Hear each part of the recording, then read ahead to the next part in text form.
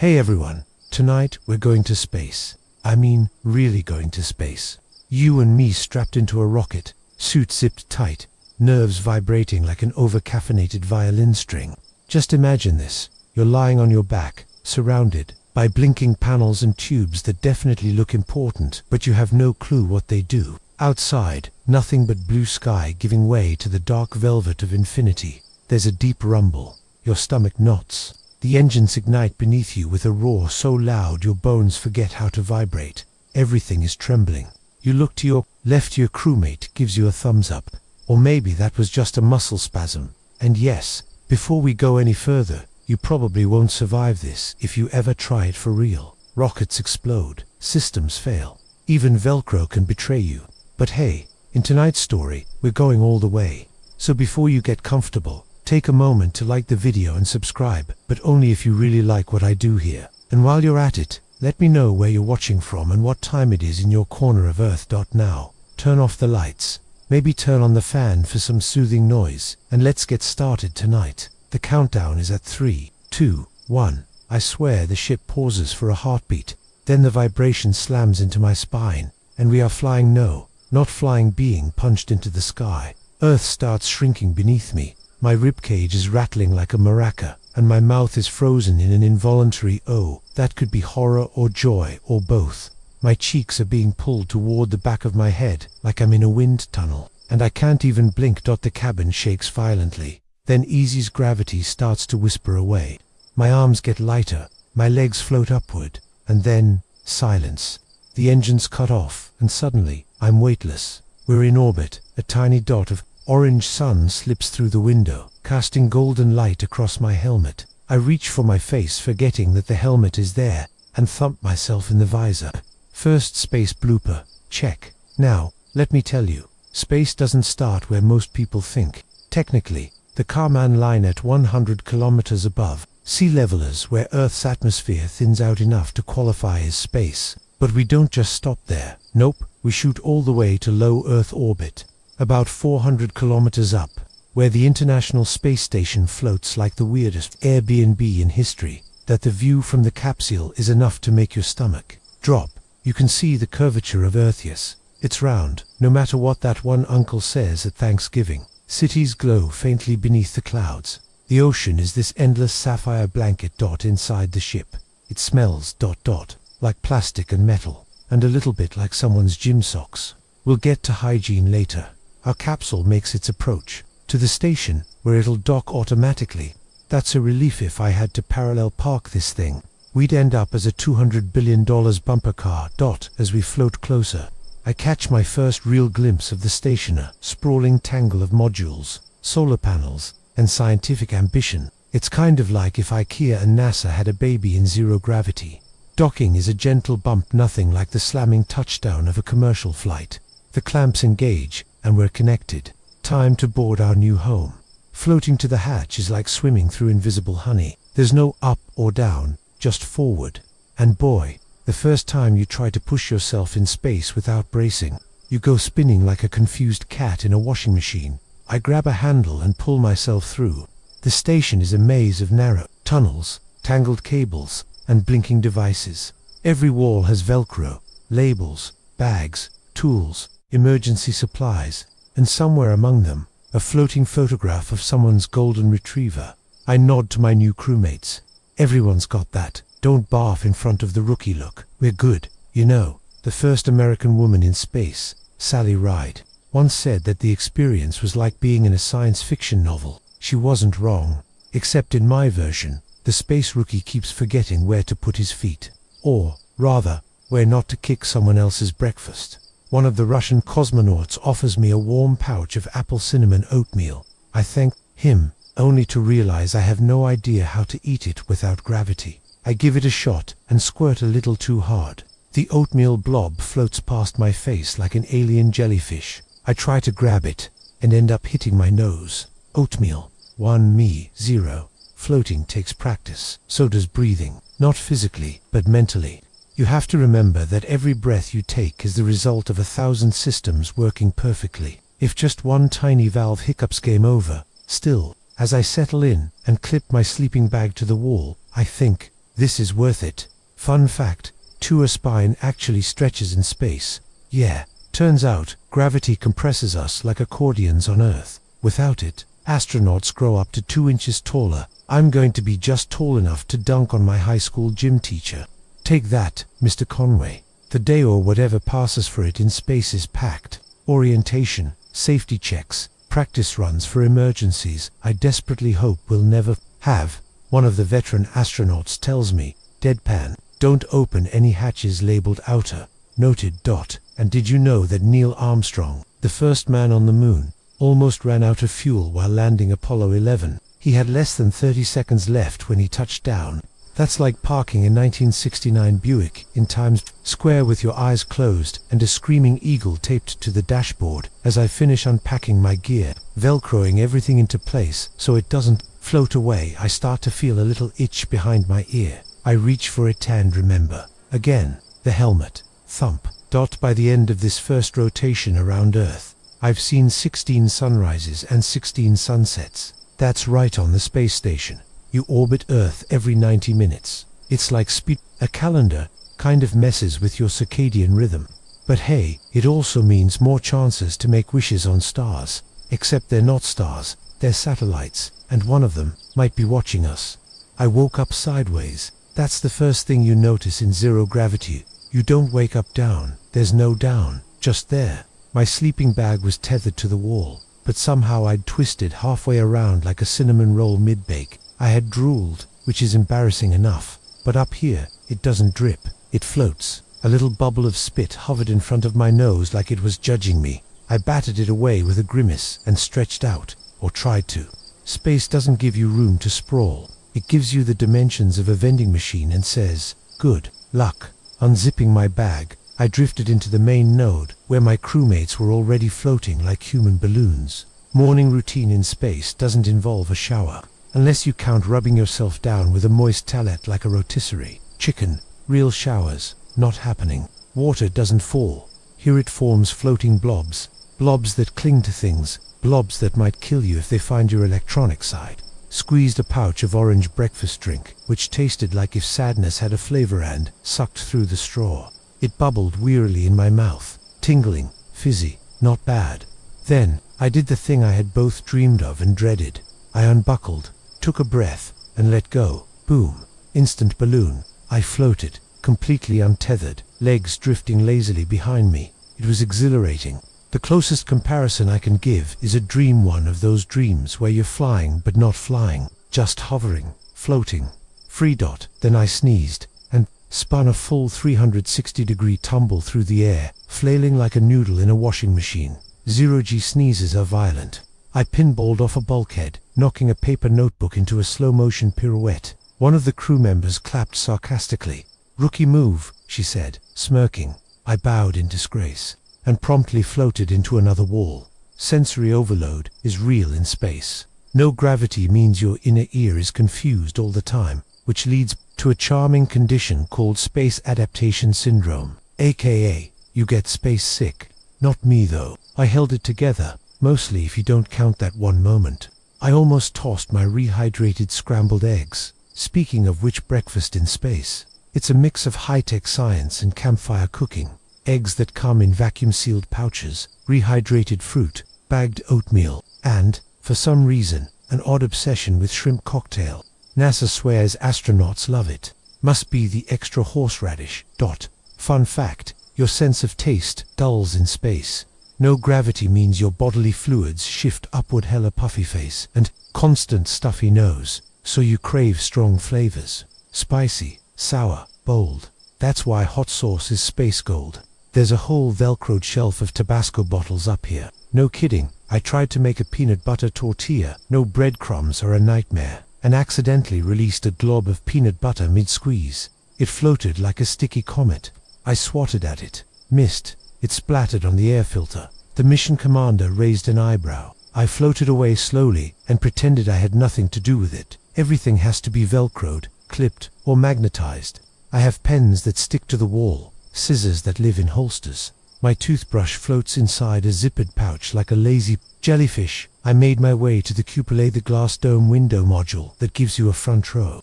Seat to Earth's greatest hits. I pressed my helmeted forehead against the glass. Below us, the Sahara stretched like golden silk. Storm clouds curled over the Atlantic like dragon's breath. The curvature of the Earth was so obvious I wondered how flat earthers even sleep. At night. The silence struck me. There's no air to carry sound out there. Just the gentle hum of fans, the occasional radio crackle, the soft zip of a jumpsuit. Then the captain floated by, holding a chunk of metal the size of a toaster. Found your toothbrush. Whoops. But we had a daily briefing.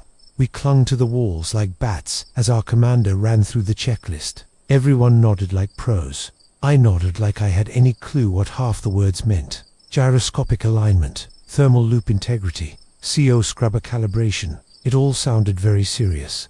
I made a note to just not touch anything. One of the more seasoned astronauts floated next to me during our water refill. "Hey," he said, "do you know about the time a Russian astronaut brought a shotgun to space?" "Excuse me." Apparently, early Soyuz spacecraft had survival kits for when they landed in the Siberian wilderness. That included flares and a triple-barreled shotgun, just in case of bears, he said, sipping his mango drink pouch. Or wolves. He drifted off like it was the most normal thing in the world. I think about that a lot. For science time, we prepped an experiment about plant growth in microgravity. Spoiler, plants have no idea what up is up here. They grow in all directions, confused and rebellious, like angsty teens. We monitored their root systems and took notes, though I mostly drew eyes on my glove tips when nobody was watching. Historical note for you. In 1984, astronaut Bruce McCandless became the first human to float in space untethered. He used a backpack and drifted away from the shuttle like a boss. He later said, "I felt this incredible sense of serenity. I'd probably feel a sense of pants-wetting terror, but hey, good for him." The hours passed in a rhythm of science, systems checks, water recycling, don't ask, and trying to find where I'd left my socks. Losing stuff is easy in space. Everything drifts somewhere. There's probably a wrench from 1993 still floating behind a panel. Oh, and here's an academic debate for you. Should humans be permanently stationed in space? Some scientists argue we should focus on robotic missions instead. Cheaper, safer, less farty. Others say human presence is vital for exploration, inspiration, and the occasional YouTube livestream of someone eating a floating cheeseburger. Know where I stand. Floating cheeseburgers forever. Later, I tried to use the treadmill. You have to strap yourself in with bungee cords, like you're in a medieval torture device. Every bounce feels unnatural, like jogging on a trampoline made of stale marshmallows. But exercise is critical without gravity. Your muscles and bones weaken fast. I puffed, floated, stumbled, and tried not to pass out. Finally, it was time for dinner. I floated back to the galley, clipped my food pouch in place, and peeled back the foil. Chicken teriyaki smelled like, well, something that had once dreamed of being chicken teriyaki. I wasn't picky. We all gathered for a meal, bumping knees and trading jokes. Someone passed around chocolate pudding. Another told a story about a colleague who accidentally brushed his teeth with foot cream in 0G. Delicious.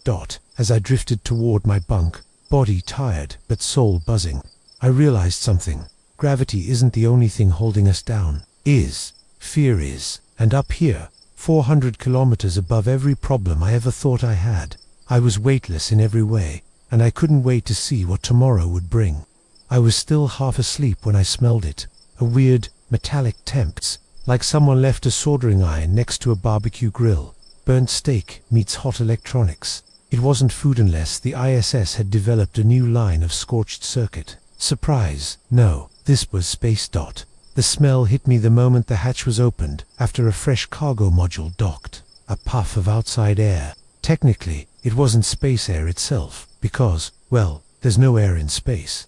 But every time a capsule docks or undocks, trace bits of external particles sneak their way inside, clinging to surfaces. And that scent, that ghostly whiff, that's the smell of outer space. That's the smell of outer space. NASA astronauts have described it as ozone-heavy, gunpowdery, even seared steak. Others say it's like burnt metal and welding fumes.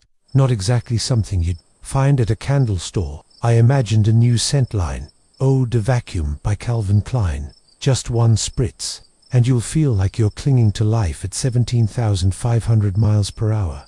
Anyway, Today was station maintenance day, and we had to transfer supplies from the newly arrived module to storage. That meant floating crates, vacuum-packed science kits, and a whole lot of Velcro slapping. It sounded like an army of polite tape dispensers. While organizing the rations, I discovered something amazing. Someone had sent up a care package with hot sauce, socks, and a small stuffed armadillo wearing a tiny astronaut suit. The tag said, "From Houston Elementary students, good luck in space." It nearly made me cry. Then again, up here, everything nearly makes you cry. Your tear ducts don't know what to do in zero gravity, so tears just float around your eyeballs like sad jellyfish until you mop them up with a towel. Emotional and messy. After that, I floated over to one of the airlock portholes. I pressed my nose up against the thick glass and took in the view. Directly outside, Earth curved away in breathtaking blues and greens. But what caught my attention was the black, true inky, infinite black. Not the kind of dark you get in a room. No, this was cosmic dark. No scatter, no glow. Just vacuum dot, suddenly a glint. A tiny spark moving fast. Meteorite. We don't usually think about meteors coming from below, but from space. That's how it looks. Tiny flecks of space dust burn up in Earth's atmosphere and streak upward, at least from our perspective. I watched one flash into existence for a split second, a bright dart trailing gold, and then vanish into the blue haze, like a cosmic matchstick. One of the astronauts floated by, holding a clipboard upside down. "Did you make a wish?" he asked. I shrugged. "I wish I had better aim with the toilet," I said. He laughed a little too knowingly. That was the moment I realized how small everything down there felt. Traffic, deadlines, unread emails. They're so loud on Earth, but from up here, they're whispers. Static ants arguing about who left the garage light on. I guess that's the big cliché about space, how it changes your perspective. But clichés exist for a reason. We started prepping for the next experiment, radiation exposure tests on plant cells. Basically, seeing how cosmic rays mess with biology. While digging through the equipment bag, I pulled out what looked like a chunk of broccoli fused with a thermometer. Turned out, it was a 3D printed biosensor in space. Nothing looks like what it's supposed to. I had to rehydrate a sample. I injected water through a port and watched it swell like one of those tiny dinosaur sponges you'd drop in a bowl. As a kid, remember those? You'd wait all day just to watch a wrinkled green thing become a slightly larger wrinkled green thing. Here's your fun fact of the hour. Cosmic rays are not just cool comic book jargon. They're real, high-energy particles from deep space, launched by exploding stars or ancient black holes doing angry backflips. They pass right through spacecraft, humans, you name it, like invisible bullets. That's why deep space missions are so dangerous. You're basically getting slow roasted by the universe. We all wear dosimeters, which track radiation exposure. Mine blinked green. That's good. Yellow means caution. Red means, well, duck and hope the bulkhead isn't glowing. While running the experiment, I drifted past the comms module and overheard a message from ground control. Routine check-in. Their voices always sound calm, unbothered. Like, yeah, no biggie. Just talking to someone 250 miles above the planet while drinking my third coffee of the morning. I envied their gravity, also their toilets. Let's talk about that for a second, because using the bathroom in space, it's a process. First off, the bathroom is the size of a phone booth. There's a hose for liquid waste with a fan to create suction. You aim, pray, and try not to sneeze. For solid waste, there's a seat with foot restraints and thigh straps, so you don't float away mid-mission. Everything gets vacuumed into a canister, then stored or wait for it, sometimes launched back toward Earth to burn up in the atmosphere. Yep, shooting space. Poop fireballs through the sky like it's 4th of July. Somewhere over the Pacific, a shooting star might actually be my Tuesday burrito, of course. There's debate over what the next-gen waste systems should be. Some engineers push for closed-loop recycling. Others say the psychological toll of knowing your water was P2 hours ago might outweigh the benefits. For now, we keep things separate. Physically, mentally, emotionally. Emotionally, by midday, if you can call it that, when the sun rises every 90 minutes, we paused for some downtime. I floated into the cupola again, just as we passed over the Himalayas. The white peaks sliced through clouds like frozen lightning. I saw a river threading through India, golden under the setting sun. Then it was night again, fast and sudden. Lights blinked on the control panels. Fans whirred softly. Someone behind me was humming an old Queen song. The scene was perfect. Here's a quirky side note. In the early days of spaceflight, astronauts brought random stuff into orbit like harmonicas, stamps, and even corned beef sandwiches. Yes, someone actually smuggled a deli sandwich aboard Gemini 3. It crumbled instantly. Big mistake. The commander was not amused. But can you blame them? We're up here, surrounded by wires, beeps, and tang packets. A little rebellion feels human. Later, I helped secure some loose bags in the storage node. One of them contained an experiment involving spiders. No thanks. I floated on, casually pretending I had definitely read all the labels correctly, and not just panicked at the sight of 8 legs in zero gravity. By the time I strapped myself into my bunk again, the scent from earlier burnt metal, ozone, heat still clung to my nose. Not strong, just enough to remind me. That smell. It was the scent of everything that wasn't Earth, of everything that might be waiting beyond it. You never truly appreciate Earth's bathrooms until you're in orbit, facing the International Space Station's most notorious challenge, the space toilet. Now, to be fair, the toilet looks high-tech, sleek, silvery, covered in warning labels and buttons with cryptic diagrams, but behind that glossy sci-fi aesthetic lies a machine of, well, desperation and duct tape. Before I used it for the first time, one of the crew handed me a laminated checklist. "For your dignity," she said. Dignity, that's cute. Let's set the scene. The toilet has 2 main parts, a vacuum tube for liquid waste, and a small, circular seat for solids. Sounds simple, right? Except everything is upside down and inside out, and gravity isn't around to clean up your mistakes. There's a built airflow system, basically a powerful fan that sucks everything away before it becomes a floating disaster. You strap in, yes, strap in, with thigh restraints.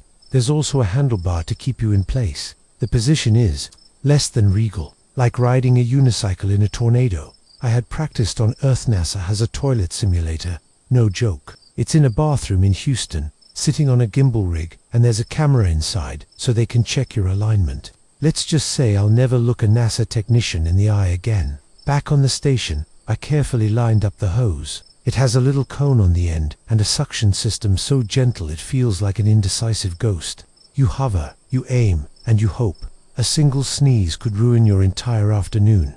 Of course, I didn't sneeze this time, but I did forget to secure the used bag properly. The fan caught it, blew it sideways, and, well, let's just say there was a lot of yelling, a floating glove, and someone shouting no sudden moves. We handled it barely. I have never been so thankful for disinfectant wipes. You'd think space toilets would be standardized by now, but no. Every module has a slightly different design.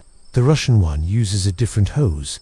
The Japanese module has different waste bags, and there's an ongoing and heated debate over who invented the first usable zero-G urinal. Some claim it was the Soviets. Others say it was a joint effort during Apollo's Soyuz. Either way, I salute them. Whoever you were, you brave toilet pioneer. You changed the game. One of my crewmates told me that on a previous mission, a guy missed so badly he was grounded from unsupervised usage. I laughed until I remembered I had just fumbled a waste bag into open airspace. To change the mood and preserve what was left of my ego, I floated toward the research node, where I helped prep an experiment involving protein crystallization. Yes, it sounds fancy. It involves growing perfect crystals of proteins in zero-G to help study diseases like Alzheimer's. Gravity on Earth often causes the crystals to grow in flawed or lopsided ways, but up here, they grow slow, symmetric, and beautiful, like snowflakes in slow motion. As I activated the growth chamber, I accidentally brushed the keyboard and opened a file full of pictures, labeled Zebra Fact Archive.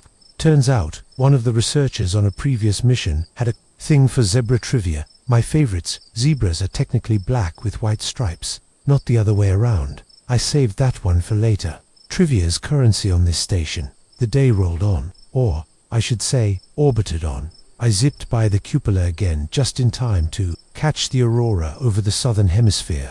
From here, it was like watching the world's biggest lava lamp. Curtains of green and violet shimmered across the planet's edge. One of the crew floated beside me and said, "It's like Earth is wearing a nightgown made of ghosts." That image stuck with me. While drifting back, I bumped into one of the European astronauts doing voice practice in French. Apparently, she was recording pronunciation exercises for an AI language model being trained in microgravity speech patterns. We ended up talking about how language evolves in isolation. Did you know astronauts on the ISS start to develop their own slang? For example, floater doesn't mean ghosted, means someone who's spaced out and forgot to tether themselves. Tickled is when you get crumpled mid-air while drifting around a corner too fast. And space burrito, that's what they call someone sleeping in their bag, zipped all the way up, floating horizontally. I was very much a space burrito. By this point, as evening approached, the lights dimmed to help our brains pretend we understood circadian rhythm. One of the Russians floated over and handed me a foil pouch. "Dinner," he said with a smirk. It was borscht, beet soup in a bag, and, honestly, it was incredible. Maybe it was the novelty, or the lack of gravity making all my taste buds desperate for stimulation, but it was delicious. We all floated near the galley module, sipping our dinners and exchanging jokes. "What's the most dangerous thing in space?" someone asked. "Me, near a toilet," I said. Laughter. Thank goodness, as we cleaned up. Someone played an old Earth radio recording from the 1980s. It was static-y, but comforting. I floated near a panel, eyes closed, letting the music wrap around me like an old hoodie. And as I drifted in that weird halfway asleep state, I realized I hadn't thought about time zones all day. Up here, Earth's spinning doesn't matter. It's always morning, or night, or afternoon, whatever you want it to be. But down there, it's a Tuesday. Somewhere in Kansas, a kid is brushing his teeth. Somewhere in Tokyo, someone's catching the train. And somewhere in Brazil, a couple is dancing under the stars I can see from above. Funny how, even in a metal tube full of wires, food bags, and nervous poops, I've never felt more connected to Earth. There's this moment right after you finish a long list of tasks, after the fluorescent lights dim and your stomach has accepted another bag of vacuum-packed dinner, when you finally get to just look, to float in front of the cupola window, clip your toes under a rail, and take in the impossible view. Below me, the world was glowing. City lights pulsed like constellations. Lightning storms blinked silently over the Pacific, miles long and entirely quiet. The curvature of Earth shimmered with a thin blue halo, fragile and stunning. It's called the atmospheric limb, and from up here, it looks no thicker than the plastic on a sandwich bag. And then I saw them, shooting stars, not above me like they'd be from Earth, but beneath me, little streaks of light piercing the atmosphere, burning out in milliseconds. It was like watching fireworks from the roof of the sky. The tiny fragments of rock and metal that normally dazzled people below were now passing under my feet. I could see one spark to life above Europe and vanish over the Mediterranean, as if the whole world had blinked. A crewmate floated up beside me, unwrapping a protein bar. "You ever think how weird it is," he said, "that shooting stars are really just trash? Cosmic trash," I corrected. He smirked. "Most of them are the size of peas." That's true, by the way. Most meteors are no bigger than a grain of rice, but they're flying at something like 25,000 miles per hour. Speed turns them into temporary suns, but every now and then, a big one hits, like the Chelyabinsk meteor in 2013. That one exploded with the energy of 30 Hiroshima bombs. People thought the world was ending. Just a reminder, space doesn't care about our schedules. The station vibrated softly as a new system check ran. I heard the hiss of oxygen being released in tiny bursts, adjusting cabin pressure. Normal stuff, but somehow, every little sound up here feels amplified, like the station itself is breathing. I let myself drift backward, gently bouncing off the padded wall behind me. A bag of tools floated past, its Velcro catching the light. I reached out and tapped it back toward its owner, who gave me a thumbs dash up. Even in space, chores don't stop. Part of my daily rotation now involved checking inventory in the node to module. Every object on board is logged, every packet of almonds, every spare circuit board, even toothbrushes. They have barcodes. NASA loves their inventory systems. It's like space Costco, but everything's bolted to the walls. While sorting out a storage panel, I found a small patch sewn into the wall. It was an embroidered patch from STS-114, the first return to flight mission after the Columbia disaster. The names were stitched in gold thread. I paused for a moment, fingers hovering over it. Quiet. The history of this place is stitched into every corner literally. Old notes, faded flags, signatures written on foam insulation with permanent markers. It's a museum floating at 17,500 miles per hour. Sometimes I imagine future historians looking back at us and laughing at how we used zip ties to hold scientific instruments in place. But hey, they worked out. Fun historical fact: the very first object made by humans to reach space. Not a satellite, not a probe. It was a V-2 rocket launched by the Germans in 1944. Not exactly a warm fuzzy memory. But space history, like Earth history, is messy. The early space race was built on cold wars and competition. Now, at least up here, it's cooperation. Russians, Americans, Europeans, Japanese floating together in a giant sardine can, sharing pudding. Back at the cupola, I spotted a familiar shape. Africa. Vast, dark, edged in golden coastlines. Sahara glowing faintly with wind-stirred dust. I could see the Nile, a thread of light winding through Egypt. It hit me suddenly. Someone down there is probably looking up at the same time, trying to spot the station. Little do they know I'm up here, watching them back, holding a squeezed pouch of raspberry applesauce. Speaking of applesauce, I had to chase mine. Mid-squeeze, I overestimated the pressure, and a glob launched itself into orbit. Well, into cabin. Orbit. I flailed after it with a napkin, only to knock it farther away. Another crew member caught it on his forehead, calmly handed it back, and said, "That's yours, space cowboy. We're all deeply professional up here." Someone cracked a joke about aliens watching us like a reality show. "They probably have bets going," he said. "Will the human in Module 3 ever figure out how to use the microwave correctly?" I asked, "What if we're the reality show?" He didn't answer. I watched another meteor flash beneath us. The sun was starting to rise again over the horizon. The entire station shifted in soft blues as the solar panels caught the light and bathed the walls in glow. 16th sunrise of the day. Yep, we see 16 of them in every 24-hour Earth cycle. Same with sunsets. You start to lose track. Your body doesn't know when to sleep or eat or nap. So we follow UTC-coordinated universal time and live by alarms. But even then, your brain starts asking strange questions. Wasn't it just morning? Did I already brush my teeth? Am I upside down right now? The answer to that last one is always, probably. A floating message board near the Node 1 entrance has a joke scribbled in dry erase marker. Time is an illusion. Gravity doubly so. Someone added a little frowny face with Einstein hair. Science. Humor. Quirky fact. Time. Octopuses have 3 hearts and blue blood. Not relevant, but I bet you're picturing an octopus in a space helmet now, floating beside me. I sometimes wonder how animals would react to microgravity. There've been spiders, frogs, even jellyfish up here. The jellyfish didn't do well. By the way, they got confused and couldn't swim straight. I get it, little buddy. Same dot as the station dipped into darkness again. I took one last look at the Earth's edge. Another meteor zipped past, far below. 1 second, then gone. We forget, down there, how much of space is always happening around us. Stars exploding, dust swirling, rocks diving into atmospheres like kamikaze fireflies. But up here, you can see it all, and it's beautiful. I never thought I'd have to chase my breakfast, but there I was floating through the galley with a tortilla in one hand and a rogue, scrambled egg blob doing its best to escape. Breakfast in space is less meal and more coordinated. Snack ballet. Everything comes in labeled pouches, some freeze-dried, some already moist, but sealed like they're smuggling secrets. Today, I picked scrambled eggs, fruit cocktail, and a vacuum-packed coffee tube, astronaut fuel. The eggs were you add a bit of warm water, wait a few minutes, then mash the pouch like it's an artisanal stress ball until the texture feels vaguely edible.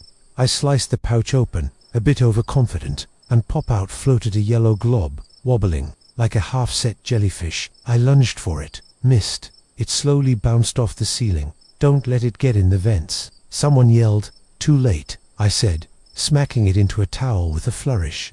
Breakfast wrangled. Tortillas are our bread up here. Why? No crumbs. NASA figured out early that crumbs are dangerous. Get them in your eyes, your instruments, or your oxygen filter, and it's suddenly a very bad day. So we eat our peanut butter and jelly like flatbread gyros, As I chewed on my egg torta thing, I stared out the nearby porthole. Earth was rotating below us, slow and serene. Over the Amazon, mist curled through the trees like the jungle was breathing. It made me forget I was also eating something that could legally be labeled, not technically eggs. Did you know there's an actual flavor hierarchy in space food? Shrimp cocktail is ranked unusually high among astronauts. Why? The spicy horseradish kick cuts through space congestion, remember? Fluids float upward in microgravity, giving you a constant stuffy nose. So anything bold or spicy is a big win. I tried the shrimp cocktail pouch yesterday.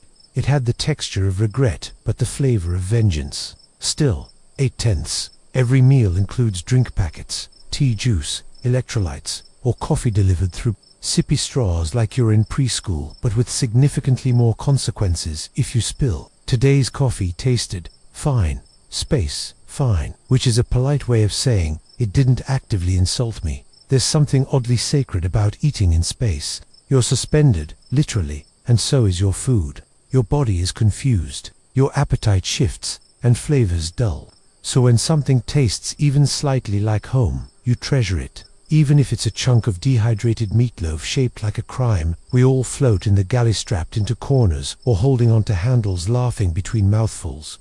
It's like a really weird picnic. One of the older astronauts tried to tell a joke about a moon rock dating app but lost track halfway through. We forgave him. Brain fog is real up here. Mid-meal, we got a systems ping. Routine check, but it made everyone pause. You don't not pay attention when the station beeps. We glanced at the screen. Cabin CO was rising slightly. Nothing dangerous. Just the reminder that we're living in a tin can that recycles every breath we take. That air has been in someone else's lungs before it gets to mine. Probably more than once. The Environmental Control Systems CLSS. If you want to sound fancy, scrub the air, recycle water, monitor temperature. There's a machine on board that literally squeezes the humidity from your breath and turns it into drinking water, which means, yep, some of the water you drink has been in at least one of your crewmates. Maybe more. There's a running joke. Yesterday's sweat, today's soup. Speaking of soup is dangerous up here. Ever tried eating something that's mostly liquid with a spoon that doesn't stay down? Yeah, we drink it instead. From tubes. Chicken noodle smoothie. Anyone. After cleanup, which involves sealing used pouches, wiping down walls, and wrestling rogue food particles into trash bags, we floated to the lab for more experiments. I assisted with a study on bacterial behavior. In microgravity, turns out, bacteria get weird in space. Some strains grow faster.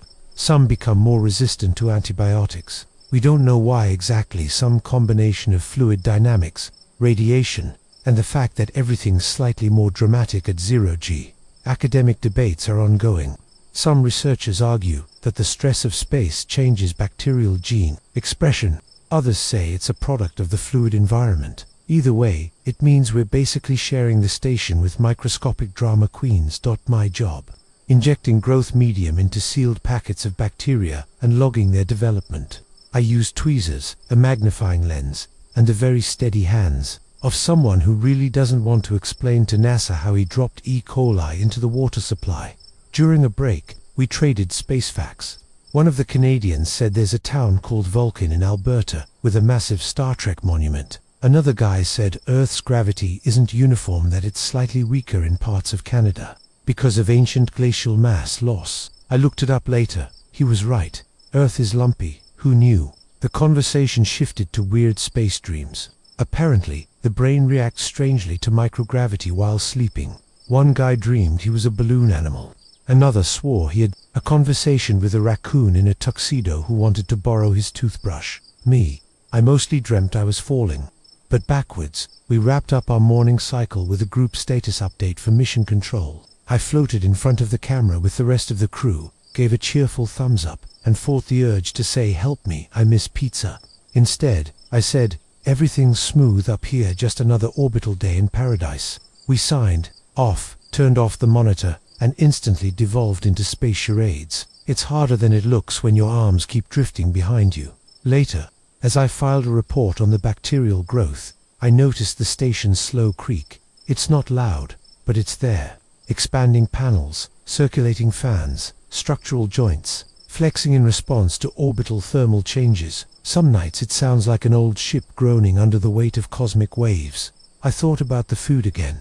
It's funny, we're surrounded by the most cutting-edge tech on Earth or off Earth, and yet we still sit in floating rooms eating what are basically fancy Lunchables. Still, there's something comforting about it. Predictable, tangible, normal. I floated back to my bunk and pulled out a pouch of freeze-dried strawberries, my treat. As I rehydrated them, I stared out the window. Another sunrise crept over the Indian Ocean, soft gold spreading like spilled ink over the water, clouds curled like brushstrokes. And somewhere beneath those clouds, millions of breakfasts were being served with forks and napkins and gravity. Lucky them. Still, I wouldn't trade this floating tortilla for anything. Okay, maybe a real croissant. You don't just stroll out of the International Space Station for a casual walk. A spacewalk, or even extravehicular activity requires more preparation than a royal wedding, a nuclear launch, and your aunt's Thanksgiving dinner combined. This morning, I was told I'd be doing one. Cool, I said, trying to sound brave. Cool, cool, cool. Great. Inside, pure anxiety. SMOOTHIE. First, the suit. Not just any suit. The Extravehicular Mobility Unity, MU, is basically a personal spacecraft shaped like a marshmallow with arms. It weighs over 300 pounds on Earth, but in 0G it's just bulky. Like trying to dance in a refrigerator. It has layers for temperature, radiation, micrometeoroid shielding, and life support. It's your best friend, and your only chance. The process starts with pre-breath protocols, breathing pure oxygen for about an hour to get nitrogen out of your system. Why? Because if you don't, you risk getting the bends. Yes, the same decompression sickness. Scuba divers get space, the ocean, but way, way angrier. As I sat there breathing from a tube, a crewmate floated by and said, "Don't think about the glove seals failing. It's probably fine." Very comforting. Once pre-breathing is done, it's time to get in. Two people help you because suiting up is like putting on a wedding dress made of steel. I slithered into the lower half, then wiggled into the top, arms outstretched. My crewmates secured the seals, clicked the helmet ring shut, and tested. "Comes, can you hear me?" "Roger that," I said, my voice an octave higher than usual. Inside the helmet, everything sounds muffled. You hear your own breath, your heart, the faint buzz of the cooling system in your backpack. It's cozy in a weird, terrifying way, like a very polite coffin. Once I was suited up, we headed toward the Quest airlock. The crew ran final checks. Pressure, O-rings, suit, power, comms, tethers. I was clipped to a cable, like a dog leash made by NASA. My hand grasped the handle near the hatch. My visor reflected the station lights. Then they opened the door. The hiss of depressurization is haunting. It's not loud, it's just final. The hatch slid open, and suddenly, nothing but the infinite. My first breath outside was involuntary. Not because I needed air, I had plenty of that, but because my brain couldn't comprehend the view. Earth, stretching below like a living marble. The sun flaring behind the station, haloing the metal in gold. The Milky Way above me like a road I could step onto. And in between it all, black, not dark, black, the kind that makes you forget language. I stepped out. You don't walk, you climb, slowly, along the station's outer frame using handrails and tethers. Your feet dangle, your arms do all the work. Each movement is deliberate, calculated. Every tool you use is tethered to your suit, because if you drop it, it's gone forever, floating through space until it eventually re-enters Earth's atmosphere as a shooting star, or crashes into a satellite in 2048. I reached the work-sitter sticky solar panel joint that needed lubrication. My gloves were thick, like wearing 5 pairs of mittens, but I managed to grab the wrench, apply the grease, and slowly twist. "Savor the view," said my commander over COMM's. So I looked down. We were passing over the Andy Sharp ridges, casting long shadows across snow. It was like flying over the spine of a sleeping dragon. The sun hit the peaks, and I almost forgot to breathe. Then I remembered something terrifying. If my tether snapped, I'd just float. It's happened, kind of. In 1984, astronaut Bruce McCandless became the first person to spacewalk untethered. Using a jetpack, he drifted 320 feet away from the shuttle, basically alone in the universe. The photos are legendary, but personally, I preferred my leash. I caught my reflection in the viscera, small human wrapped in tech. dangling above Earth. My breath fogged the inside of the helmet for a moment. I wiped it away with my nose. Here's a fact for you. Spacewalks can last up to 8 hours. That's a full shift. In a suit with no bathroom, no lunch breaks, and the constant risk of being turned into space sushi by a micrometeoroid. Fun, quirky. Side note. Some astronauts wear adult diapers during IVAs. They're called MAG's maximum absorbency garments. Basically, high-tech astronaut pull-ups. I wasn't wearing one today. I was praying for a short walk. I tightened the last bolt and radioed in. Panel looks clean. No damage. Grease applied. Copy, said Mission Control. Proceed to next station. That was the moment I spotted it. A tiny, sparkling flake just beyond the solar panel. It wasn't a threat, just drifting. Probably a fleck of ice or paint, but watching it float reminded me how fragile this all is. One piece of debris the size of a marble can punch a hole through solid aluminum. That's why NASA tracks over 23,000 pieces of orbital junk. They call it Kessler syndrome, a theoretical cascade where debris smashes into more debris, and suddenly, low Earth orbit becomes a no-fly zone. We're not there yet, but the skies are getting crowded. The silence out here is intense, not quiet, silent. There's no sound in a vacuum. You don't hear the station humming. You don't hear the sun. You just hear yourself, your breathing, your comes, your thoughts. And my thoughts were racing. Was I holding my tool too loosely? Did I secure my tether? Could I float off into infinity with just one mistake? And also, did I leave my lunch unzipped and floating in the galley? After finishing the panel check, I slowly hand-over-handed my way back to the airlock. My arms were tired, my fingers ached, but my heart, it was having a moment. I clipped onto the ingress bar, pulled myself inside, and gave the signal. The hatch closed. Air rushed in, pressure equalized, and just like that, I was back inside, smelling again the familiar scent of stationed life, plastic, sweat, electronics, and that subtle metallic note of recycled air. They helped me out of the suit, wiping down my forehead with a towel as I floated free. My hair was a mess, my socks were gone, my pride still mostly intact. One of the crew floated over and handed me a pouch of hot cider. "You survived your first EVA," she said. "Just barely," I replied, sipping through the straw, and somewhere, out in the black, a tiny flake of ice continued its solo dance across the stars. Crawling out of the airlock after a spacewalk is like stepping back into reality from a dream you almost forgot. Except the dream had 800 layers of Velcro and the constant threat of death. Now back inside, I was floating.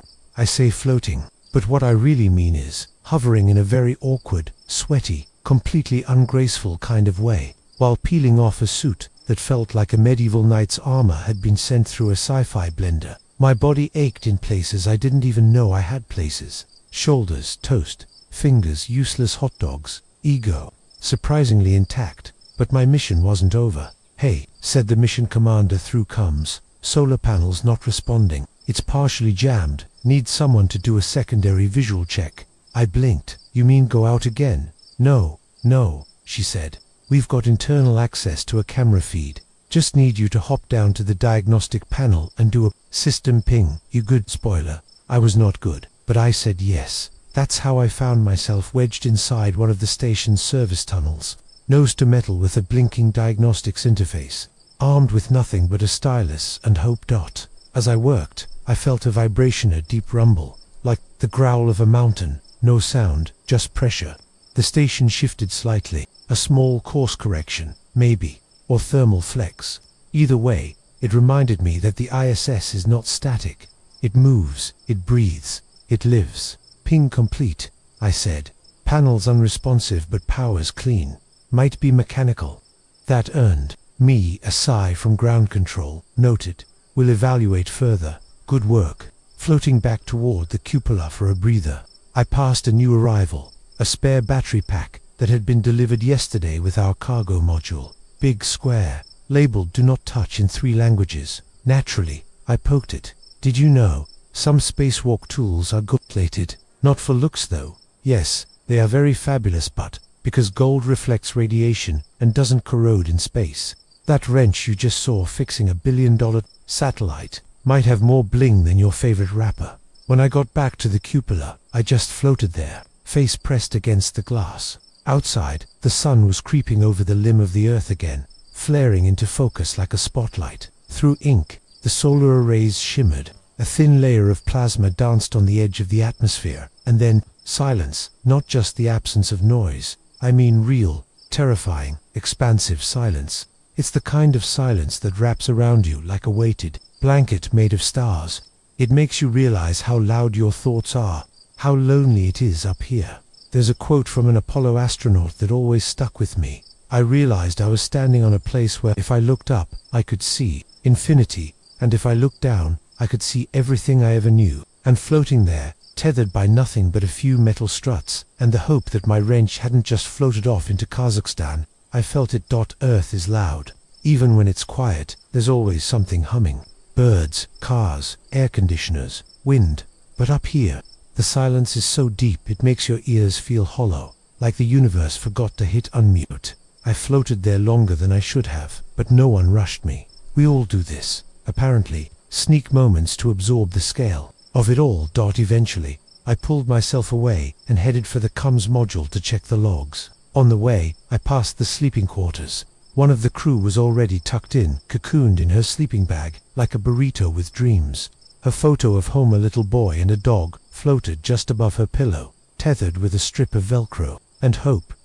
When I reached the workstation, I opened a personal message from my brother. It had just come through the data burst. He wrote, "Saw the ISS fly over last night. Pointed it out to the kids. Told them you were waving. They waved back. They made me promise you'd see it." I closed the screen. Tears in space don't fall. They form little orbs and cling to your eyes until you blink them away. One awkward jelly drop at a time. Later that day, I took inventory in the PMM Permanent Multipurpose Module, aka the junk drawer of the station, while floating among spare air filters, labeled tools, and what I think was a small backup freezer. I found something odd. A rubber chicken, just floating, wearing a helmet. A little tag said, "Space Chicken, Estes on Terrestres." Turns out this thing has history. It was flown as a mascot by a science educator turned astronaut. It even helped with solar radiation experiments. Because why not? If you're going to study solar particles, you might as well do it with a rubber chicken. Yes, but oddly comforting. You need that in space. You need the weird, the funny, the ridiculous, because the silence can become too much. The vastness presses on your mind like a thumb on a balloon. It makes you feel small in the best and worst ways. Later, as we prepared for lights out, I overheard two of the crew quietly discussing a navigation correction. Nothing major, just a thruster adjustment. But it made me think again. We're constantly falling. That's all orbit is. Controlled falling around Earth. The station moves at nearly 5 miles per second. Yet inside, we sip soup, misplace socks, and argue over who gets the last lemon tea packet. I climbed into my sleeping bag, zipped myself up, and stared at the ceiling, except it wasn't the ceiling. It was just the wall above my head. Up doesn't exist here. Before I drifted off, I thought again about that silence, how it terrifies and comforts all at once, like standing in the doorway of infinity with a doormat that says, "Welcome, you speck of dust." And I whispered, to no one in particular, "I hear you." Have you ever watched the sunrise from behind the Earth? I mean really behind it, from space, floating 400 kilometers up, strapped into a station that's perpetually falling sideways? Because that's where I was when the sun reappeared, like a celestial spotlight flipping on with no warning, that began with a faint glow on the edge of the world. A thin line of blue that looked too delicate to hold up all the life we know. Then boom, a blinding sliver of gold burst from the horizon, and everything changed. It wasn't a soft romantic sunrise, it was a detonated sunrise. Light that came in hot and fast, painting every surface in metallic fire. The solar arrays outside lit up like golden wings. Earth below shifted from night to day in a snap.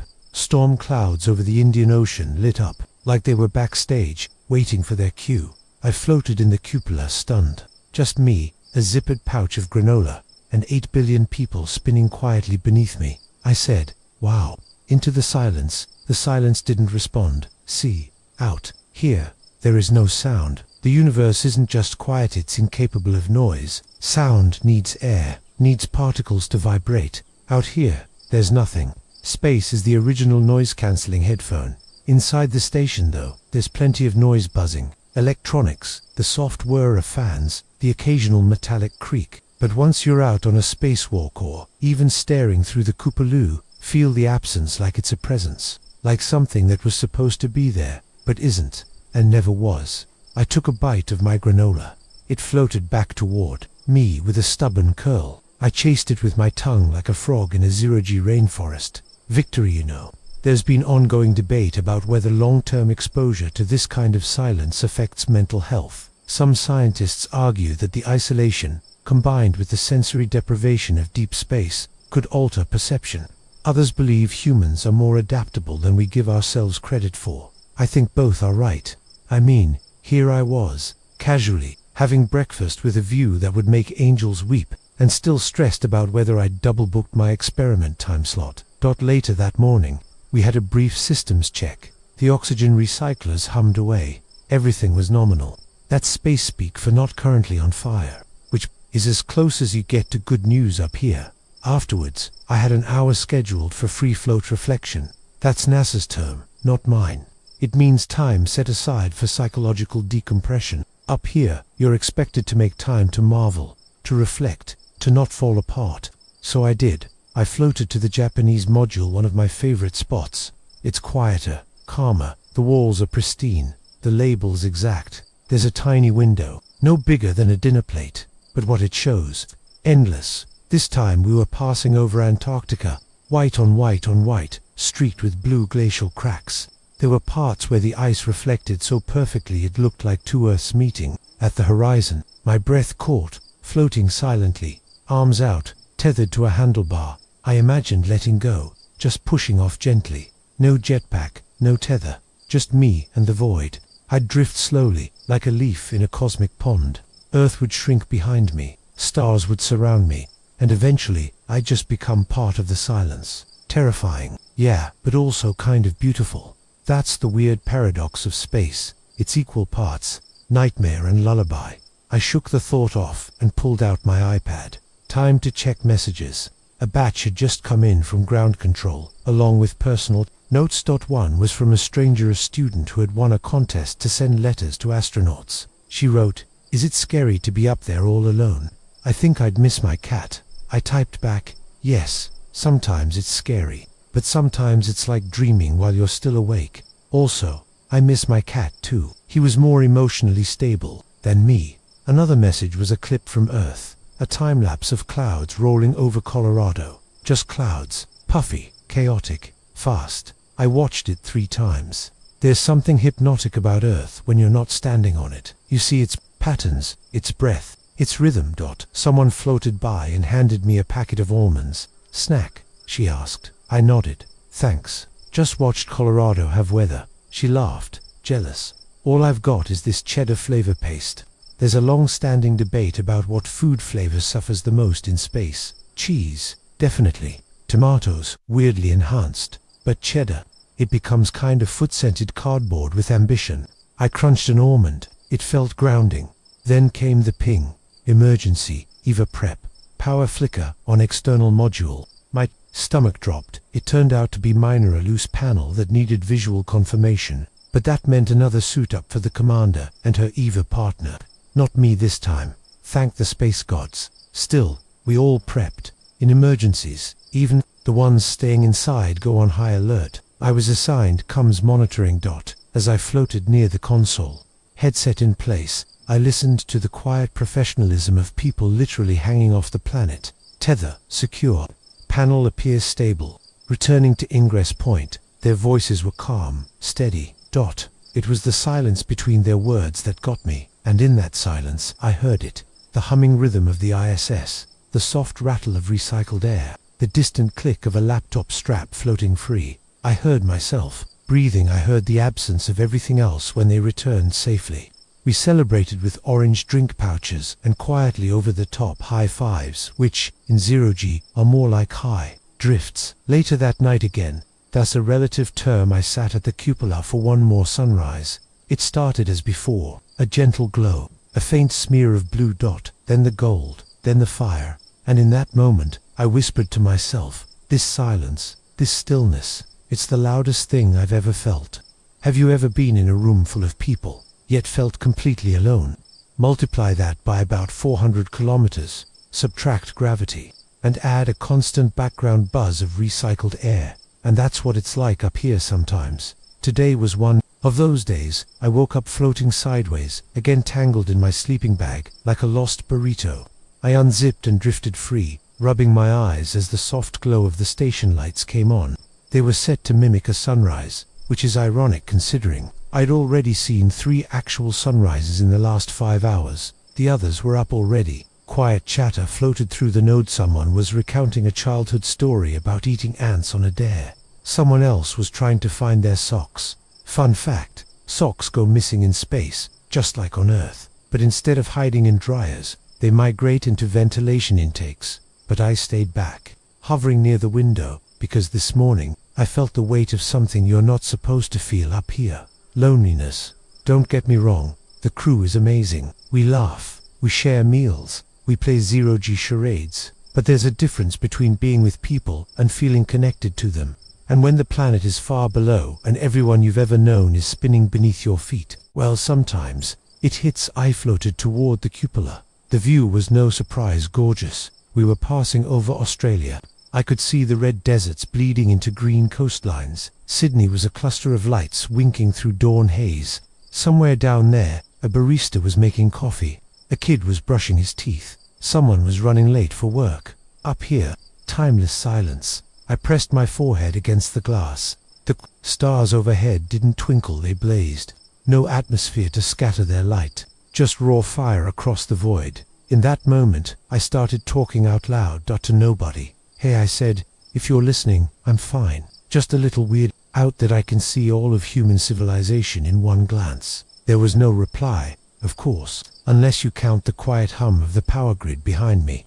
But sometimes, just saying it helps. I floated there longer than I should have. Skipped my morning checklist. Forgot to velcro my water pouch, which I later found orbiting the ceiling fan like a tiny, moist satellite. I eventually drifted to the comms module and found a message from my niece. She's 7.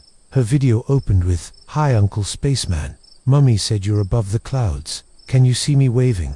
I love you." And then she held up a drawing of the ISS with a smiley face, a cat in a helmet, and me holding a flag that said King of Space. I cried. Tears in microgravity are sneaky. They don't fall, they glub. So I had a little sphere of emotion just clinging to my eye like a water balloon. I blinked it into a towel and smiled. Loneliness is weird up here. You're surrounded by people, but far from your people. No late night texts, no surprise hugs, no spontaneous ice cream trips. Just distance. And silence.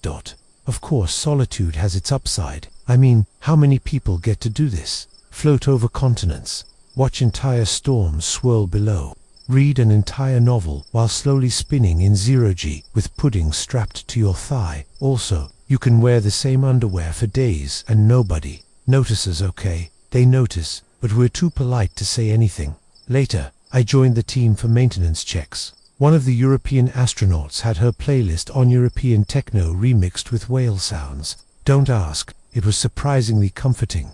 We ran diagnostics on the CO scrubbers, logged oxygen levels, and double-checked the inventory on our snack packs. Priorities. As we floated from module to module, I realized that even though I felt alone, I wasn't. Not really. There was always someone there, floating nearby, cracking a joke, offering a tool, tossing a pouch of nuts like it was a football. And when you're all tethered to the same orbital shoebox, that matters. One of the crew noticed I was quiet and floated over. "You okay?" I hesitated, then nodded. "Yeah, just space stuff. Yono." He gave a knowing shrug. "Yeah, space is weird, but you're not alone in feeling alone." And that helped more than I expected. Here's a fun historical twist for you. When Yuri Gagarin became the first human in space in 1961, he spent just 108 minutes in orbit, alone. Just him, his capsule, and the unknown. When asked how he felt, he said, "I see Earth, it is beautiful." But years later, some reports suggested he wept during descent, not from fear, from awe, and maybe a little from the sheer emotional weight of realizing where he'd been and how far from home that really was. Space has a way of cracking you open like a peanut. The silence gets in, the stars get in, but so do the small things, like a child's drawing, or a floating almond, or a fellow astronaut reminding you that yes, this is weird, and yes, we're all a little bit wrecked by it. By the end of the day, we had resynchronized the attitude thrusters, cleaned the galley fans, and finally located the missing sock. It was stuck behind a Velcro patch on the ceiling. Of course it was. As I settled into my sleeping bag, I clipped a photo to the edge of my bunk. My family, smiling, earthbound, wonderfully there. And just before I zipped myself in, I whispered, "Good night, Earth." And maybe I imagined it, but I think it whispered back, "Dinner in space isn't candlelit, but it might just be the most awe-inspiring meal you'll ever have." I was floating in the galley, feet tucked into a loop on the floor panel to keep me in place. My dinner was strapped to the wall foil pouches, with cheerful color codes and a big blocky label that read "Entree, Rehydratable, Shrimp Cocktail." A classic, apparently. "Try it with Tabasco," one of the veterans advised, floating past like a sage, in gym shorts. So I did, and wow, whoever invented spaced shrimp cocktail must have had a stuffy nose, because this stuff burned like betrayal and tasted like triumph. The horseradish kicked in, and for the first time in days, I felt my sinuses thank me. It was delicious, hot, cold, spicy, nostalgic, possibly cursed. I wasn't sure, but it worked, as I carefully sipped my spicy shrimp juice from the pouch. Yep, it's a sipping situation. The lights dimmed for evening cycle. That's when we gather in the cupolas, sometimes in pairs, sometimes all together. It's not official protocol, just tradition. Outside, the night side of Earth had rolled underneath us, and as we passed over the northern hemisphere, we saw it, a swirling ribbon of green and violet, undulating through the atmosphere. An aurora danced like silk in a storm, alive and twitching, pulsing with magnetic energy. We watched in stunned silence, noses against the glass, like kids at an aquarium. No one spoke for a long time. Even the mission commander, usually composed and efficient, murmured, "It looks like Earth is singing." Auroras happen when charged. Particles from the solar wind crash into Earth's magnetosphere. The energy excites the atoms in the atmosphere, making them glow like a planet-wide lava lamp. From Earth, it's magical. From up here, it's divine. We passed over the poles, where the auroras are strongest. The lights curled and twisted, vanishing and reforming with ghost-like urgency. I pressed my fingers to the glass. The solar panels stretched out beside me, faintly lit by the glow. Someone put on music, classical, soft Tchaikovsky, I think. It didn't need words. The scene spoke for itself. The aurora flickered again, a deep emerald now, with threads of electric blue. "This is why we're here," whispered one of the European crew. "This is what they don't show you in training." We stayed like that for a while, floating, watching, orbiting, a pod of humans hanging in a machine, suspended over a living world, wrapped in dancing light. Later, we gathered for dessert. Now, I used the word dessert lightly. It was a pouch of chocolate pudding and a square of lemon bar, which tasted like someone whispered the word lemon into a graham cracker. Still, it was sweet, and sweet is rare up here. We all floated near the galley, feet hooked into loops or velcroed down, bumping knees as we passed around pouches and conversation. Someone turned the lights even lower. Another floated by with a tiny projector and played a recording of Earth. Radio from the 1980s. It crackled with aged Fleetwood Mac, a scratchy weather report, a random commercial for chewing gum. It was beautiful, surreal, comforting. It made me miss home. Not the buildings or the internet or even the pizza, okay, maybe a little, but the sounds of home, the randomness, the chaos, the messy music of real life. I asked the crew what they missed most. "Smell of rain," said one. "My dog's stupid bark," said another. "Fresh laundry," said a third. For me, sidewalks, the feeling of walking, of gravity, of your body knowing exactly what to do without having to think about your velocity vector, or your yaw rate, or your forward tether anchor. I missed grounding. Quirky fun fact, the Apollo 12 mission brought back lunar rocks that, when tested, released a faint smell. Described as gunpowder and fireplace ash, the moon has a scent. Who knew? There's an open question in the space science community about how smell even works in vacuum exposure situations. Do molecules cling differently? Is it psychosomatic? Do we just want space to smell like something dramatic? It's still being studied, but I can tell you Earth has a smell. And when you've been floating in filtered air for weeks, you crave it. Someone floated over with a guitar. Yes, we have a guitar. A lightweight acoustic shipped up in a foam box years ago. It's warped, it's out of tune, and it has about 2 good strings left, but it plays. He strummed gently. No gravity means the sound doesn't carry far, so we drifted closer, forming a cluster of sleepy satellites. He played a simple melody, something folksy, something quiet. No one spoke. We just listened. I closed my eyes and let the vibration hum through me. Later, we passed over the Pacific again. Cloudless this time, just deep ocean and a thin crescent moon. Someone floated past, flicked the window gently with their finger, and said, "The view never gets old." They were right. Dinner faded into quiet cleanup, sealing food bags, clipping utensils back into place, floating back to the quarters. Everyone slowly dispersed. I took one last look out the cupola, Earth below, stars above, and the afterimage of the aurora still burned into my retinas like a sacred memory. I zipped myself into my sleeping bag, and before lights out, I whispered, "Good night, world." And I meant all of it. It started with a smell, not the metallic temps of the station or the slightly alarming shrimp cocktail from last night, but something impossible. Fresh air, damp earth, like a spring breeze rolling through a pine forest. I sat up in my sleeping bag, blinking, disoriented. Was that? I muttered. It wasn't real, of course. It was a dream, or my brain trying to recreate something it desperately missed.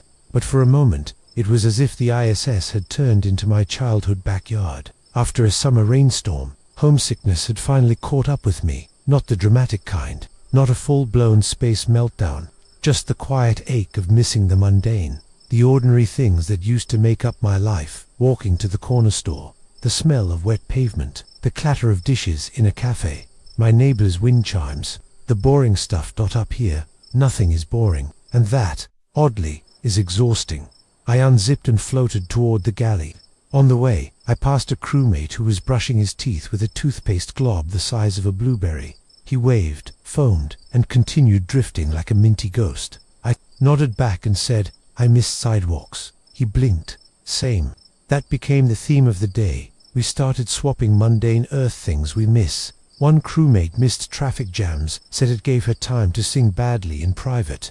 Another missed grocery store checkout lines, because at least they had people watching. Someone else missed that moment when a sneeze is coming but doesn't, and it holds you hostage for 10 seconds. I missed dogs, not my dog. All dogs, the sight of them, their lack of shame, the way they wagged their whole body. I watched a video of a golden retriever trying to swim in a kiddie pool and felt my heart crack open like a pressurized snack bag.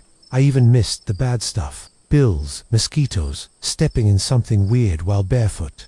Okay, maybe not that last one, but you get it. There's something deeply human about the background noise of life. Space strips it away. Here, there's no breeze, no distant traffic, no rustling leaves or clicking radiators. No smells other than what's inside the station. No randomness, just a perfect, humming machine, and the same 6 humans every day. And I adore them.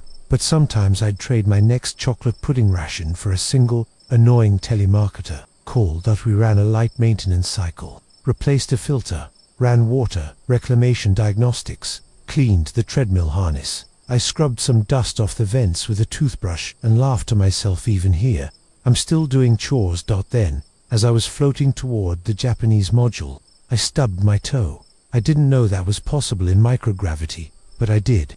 I drifted too fast, didn't brace properly, and jammed my toe against a storage rack. My sock twisted sideways. My pride twisted harder. It didn't really hurt, but it made me feel alive. I shouted something pecorated and curled into a fetal spin. A crewmate floated by and deadpanned. Gravity strikes again.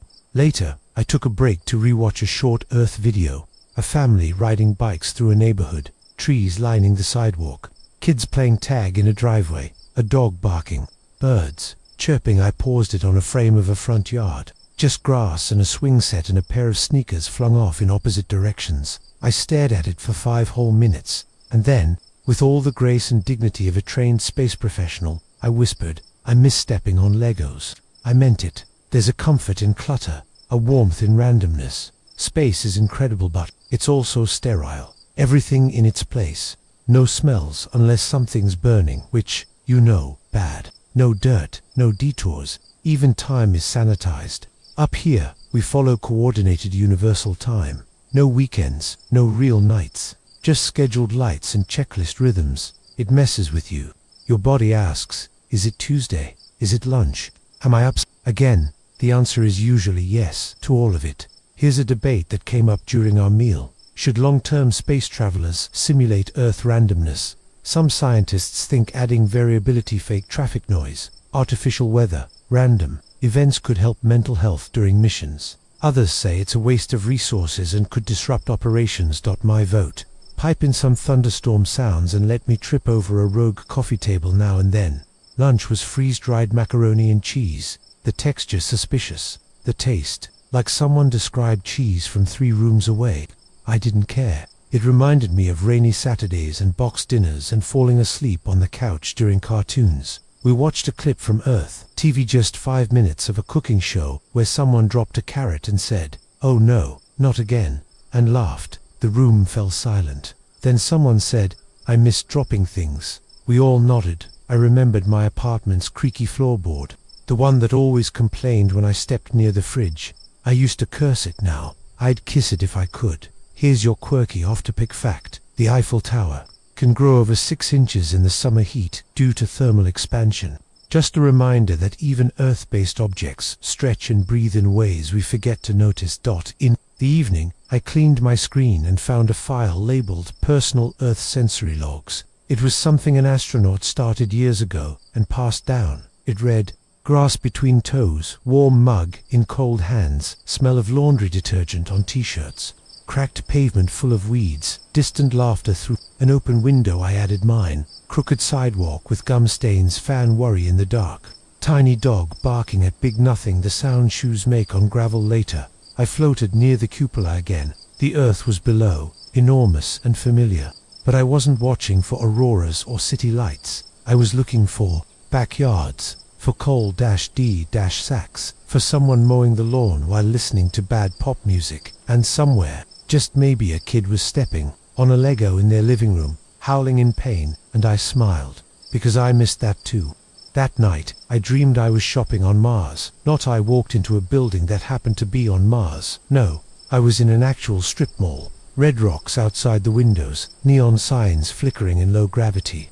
A sandwich place, a shoe store, a Martian pet shop. I floated between aisles because gravity was at 0.4x, obviously. The cashier was my high school biology teacher, except she had antennas and was riding a comet. I was halfway through trying on lunar flip-flops when I woke up, disoriented and upside down, tangled in my sleeping bag like a sad space bat. Space, dreams are a thing, a very real, very weird thing. We've all had them up here. Floating fish that talk like your parents, moon elevators that play jazz. One of my crewmates dreamt they were a pickle orbiting Saturn, and another swore they talked to the Great Wall of China about tax reform. There's an actual psychological theory behind this. Dreams in space are shaped by disorientation, isolation, and altered sensory input. Basically, your brain's filing system gets confused.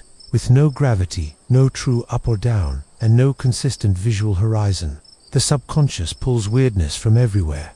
After I woke up and shook the memory of buying Martian sandals, I floated toward the galley, yawning into my fist like a confused astronaut baby. On the way, I bumped into a crewmate who looked equally dazed. "Bad dream?" I asked. He nodded solemnly. I was being chased by a vacuum cleaner, shaped like the ISS. I offered him some coffee from my pouch, which he took like it was holy nectar, as we floated there in silence, sipping brown space liquid. Someone asked, "Overcomes ever had a dream that made you want to stay in space forever?" I paused. The answer wasn't yes, not quite, but it wasn't no either. Space dreams are complicated. They're part surrealism, part stress dump, and part nostalgia collage. Mine usually started with me in 0G, then shifted into old memories, high school classrooms, camping trips, failed dates, all twisted by the vacuum. One time I dreamed I was sitting in my childhood bedroom, except everything was upside down and the walls were made of solar panels. My dog was floating around wearing a little jetpack. He seemed very comfortable. Later that morning, I had a research block scheduled. Cognitive response time, experiments, fancy term for how long does it take for your brain to press buttons when your body has no idea where it is. We float in front of a screen, run through visual puzzles, memory tests, coordination drills. The results help determine how astronauts might handle long-term missions to Mars or deep space. Turns out, microgravity slightly slows reflexes but improves visual memory, possibly because we're constantly scanning our environment for tools, handles, floating pouches of mashed potatoes. I aced the test where I had to remember a string of shapes, not so much the part where I had to catch a floating tennis ball. Here's a fun historical nugget. The first animals in space to dream were probably the Russian space dogs. Like Laika, we'll never know for sure, but dogs experience REM sleep, and Laika orbited the Earth before humans ever did. Somewhere over Siberia, she might have been dreaming about chasing a tennis ball through the stars. A crewmate floated over and said, "Did you know you can dream in zero gravity, but the part of your brain that tracks your body's position gets confused? That's why you sometimes feel like you're spinning." "I always feel like I'm spinning," I replied, even awake. He laughed, nodded, and drifted off like a philosophical balloon. In the afternoon, I helped prep a recording for a school back on Earth, a Q&A session. We set up the camera, pinned a plush toy to the wall for comic relief, today's mascot, a floating rubber duck named Sir Quaxalot, and answered questions from 5th graders. One of them asked, "Do you dream differently in space?" I smiled. "Yes," I said.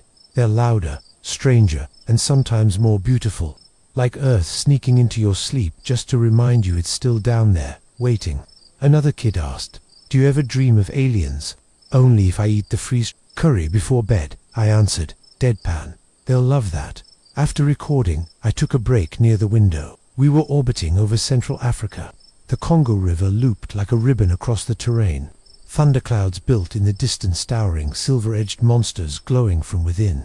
I thought about how, right below, someone was probably dreaming, in a hammock, mid-afternoon nap. That's another weird truth. Dreams on Earth happen beneath us all the time. As we float, billions of people are deep in REM cycles, entire continents snoring beneath our feet. It's humbling. Evening came, or at least the station dimmed the lights again. The crew floated near the cupola for one of our informal stargazing rituals. Someone passed around little pouches of chamomile tea. Another set the speaker to play low synth music, ambient stuff that sounded like a spaceship's heartbeat.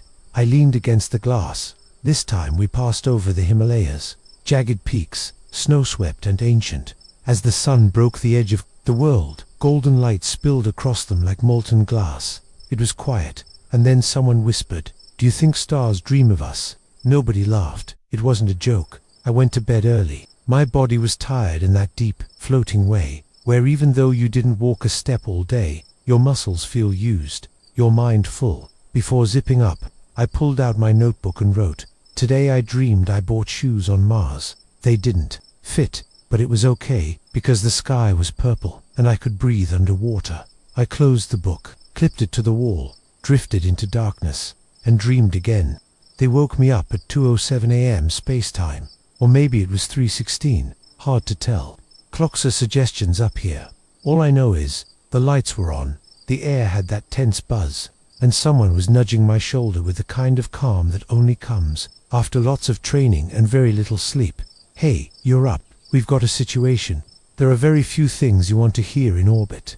That phrase is not one of them. I unzipped, floated out of my sleeping bag like an overcooked ravioli, and blinked at the commander, who was already suited up in the Priva gear. "Solar relay anomaly," she said. "We're doing a quick look. Nothing critical, just annoying." Annoying. That's how you describe a coffee stain on paperwork. Not an unexpected 2 a.m. satellite repair while clinging to the edge of the Earth. But okay, cool, chill. I helped her and another crew member gear up.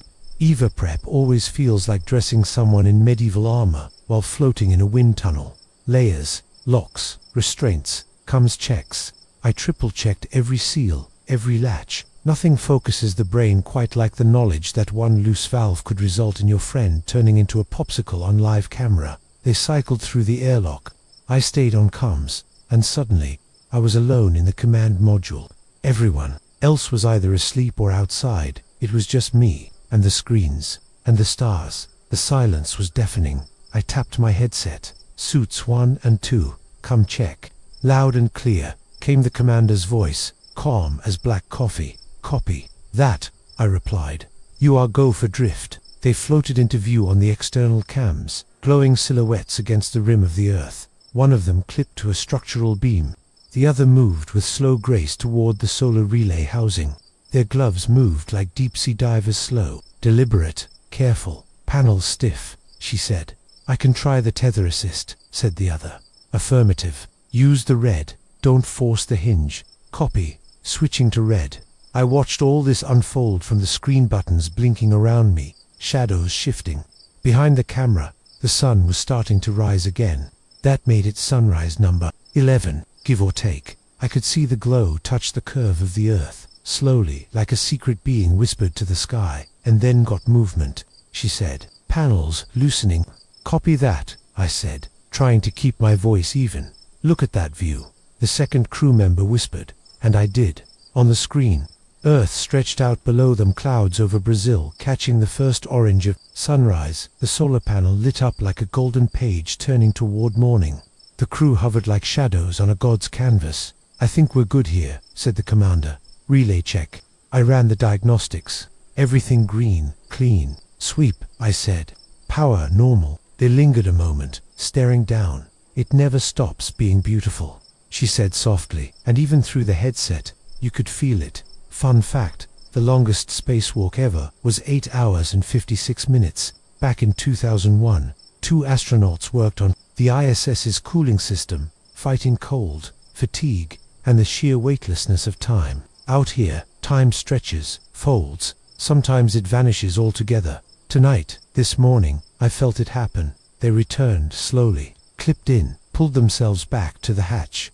I opened the lock sequence, repressurized, and helped them back. Inside, suits came off in stages, like peeling layers of stress. I handed over towels, protein bars, warm apple cider pouches. Nice work, I said. They nodded, too tired to joke. After the debrief, the others returned to sleep. I couldn't. I floated back to the cupola. It was still technically dark outside, but the sun was teasing the horizon again. The stars were faint now, but one, just one, stood out bright, unwavering, Sirius, I murmured. The dog star, brightest star in Earth's night sky. So bright it sometimes casts shadows during moonless nights. Ancient civilizations thought it was magic. The Egyptians believed its appearance signaled the flooding of the Nile renewal. The Greeks named it scorching. Sailors used it to guide them home. And here I was, floating above Earth, staring at it like an old friend. I thought about home again. Not just my apartment, or my city, or even my country, but the idea of home, gravity, breathable air, background noise, people who don't know what a gyro-stabilized helmet cam is. I missed yelling over a movie. I missed coffee from a mug instead of a pouch. I missed reaching for a doorknob and not floating sideways into it. But I didn't feel sad, just grounded, which is ironic, considering I was orbiting the Earth at 5 miles per second. Here's a quirky little fact. During one Apollo mission, an astronaut smuggled in a small contraband item, a corned beef sandwich. He hid it in his suit and bit into it mid-flight. Crumbs went everywhere. NASA was not thrilled. But now, it's a beloved piece of space lore. Why do I mention that? Because I think we all carry our own version of that sandwich. Something small, ridiculous, human that reminds us who we are in the most impossible places. For me, it was a little rubber astronaut keychain floating above my bed. I brought it with me. It's dumb, cheap, worn, but when I see it spinning slowly in the cabin, I remember that I'm not just an astronaut. I'm a person who once ate an entire pizza alone after failing a math test. And that's okay. That's human. That's the sun rose again. I zipped myself back into my sleeping bag, eyes heavy. My body buzzed from adrenaline, my mind still halfway out. There, floating in the void. And just before sleep took me, I whispered, I fixed a satellite today. I woke up upside down again. By now I've stopped trying to orient myself when I float out of the sleeping bag. Up and down are more like suggestions anyways. Space doesn't care about your expectations. One moment you're looking at the ceiling, the next your toothbrush floats past your ear and you realize it was your foot's toothbrush. We don't talk about it. After untangling myself, I drifted toward the lab module for a scheduled video call with a group of students. Their faces appeared in a little window on the screen. Fifth graders, squirming in their seats, trying not to interrupt each other. "Is it scary in space?" one of them asked. I paused for a second. "Sometimes," I said, "but it's also quiet, which is kinda nice. Unless you forget something in the airlock, then it's terrifying." That got a laugh. Another kid asked, "Do you feel small?" And, "Oh, buddy," that was the question. Later, after the call ended and the screens dimmed, I floated near the window and tried to answer that question properly. Not for them this time. For me, do I feel small? Yes, absolutely, but not in a bad way. See, when you're in space, floating 400 kilometers above Earth, looking out at literally everything you've ever known, you don't just feel small, you feel contextualized, like a single pixel on a massive screen. Not unimportant, but part of something so big and beautiful it's hard to explain. You stop being the center of the universe and start being a very appreciated extra. I floated by the cupola again. Outside, we were passing over the Atlantic. A storm system below churned like marble in a glass of ink. Sunlight hit the edges and lit them up in a glowing outline. I thought about Carl Sagan's Pale Blue speech, the one where he reminds us that every war, every love story, every piece of art and history has happened on that tiny speck floating in the vastness. It's romantic and real and kind of brutal. Because up here, you see just how fragile it all is. One little ball of ocean and clouds and drama hanging in a universe that mostly doesn't care. Space isn't hostile, it's indifferent. It doesn't hate us. It doesn't love us. It just is. And yet somehow, we matter. In the middle of all that apathy, we launched ourselves off the planet, strapped into a rocket, flung toward the sky, and said, "Yeah, let's go look around." That takes guts. That takes curiosity. That takes humanity, which don't belong in space naturally. Our bones weaken, our faces puff up, our eyeballs get squished by shifting fluids. It's not a place made for us, but here we are, floating, working, laughing, repairing solar panels at 2 a.m. like it's just another Tuesday. And I think that's kind of beautiful. Here's a weird off-topic fact. I learned during lunch, octopuses can taste with their arms. No relation to the theme here, but isn't that bizarre? Their suckers are full of sensory receptors, so when they touch something, they're like, "Ah, delicious rock." Anyway, after lunch, which involved a rehydrated tofu stir-fry that tasted better than it looked and looked like soggy cardboard, I had a solo science block. That meant floating through the lab and prepping for another experiment, this one on fluid behavior in micro-AVITY. Now, fluids in space are drama queens. They don't pour, they cling. They form blobs that dance around, refusing to behave. Watching water float is like watching a jellyfish made of jello do ballet in slow motion.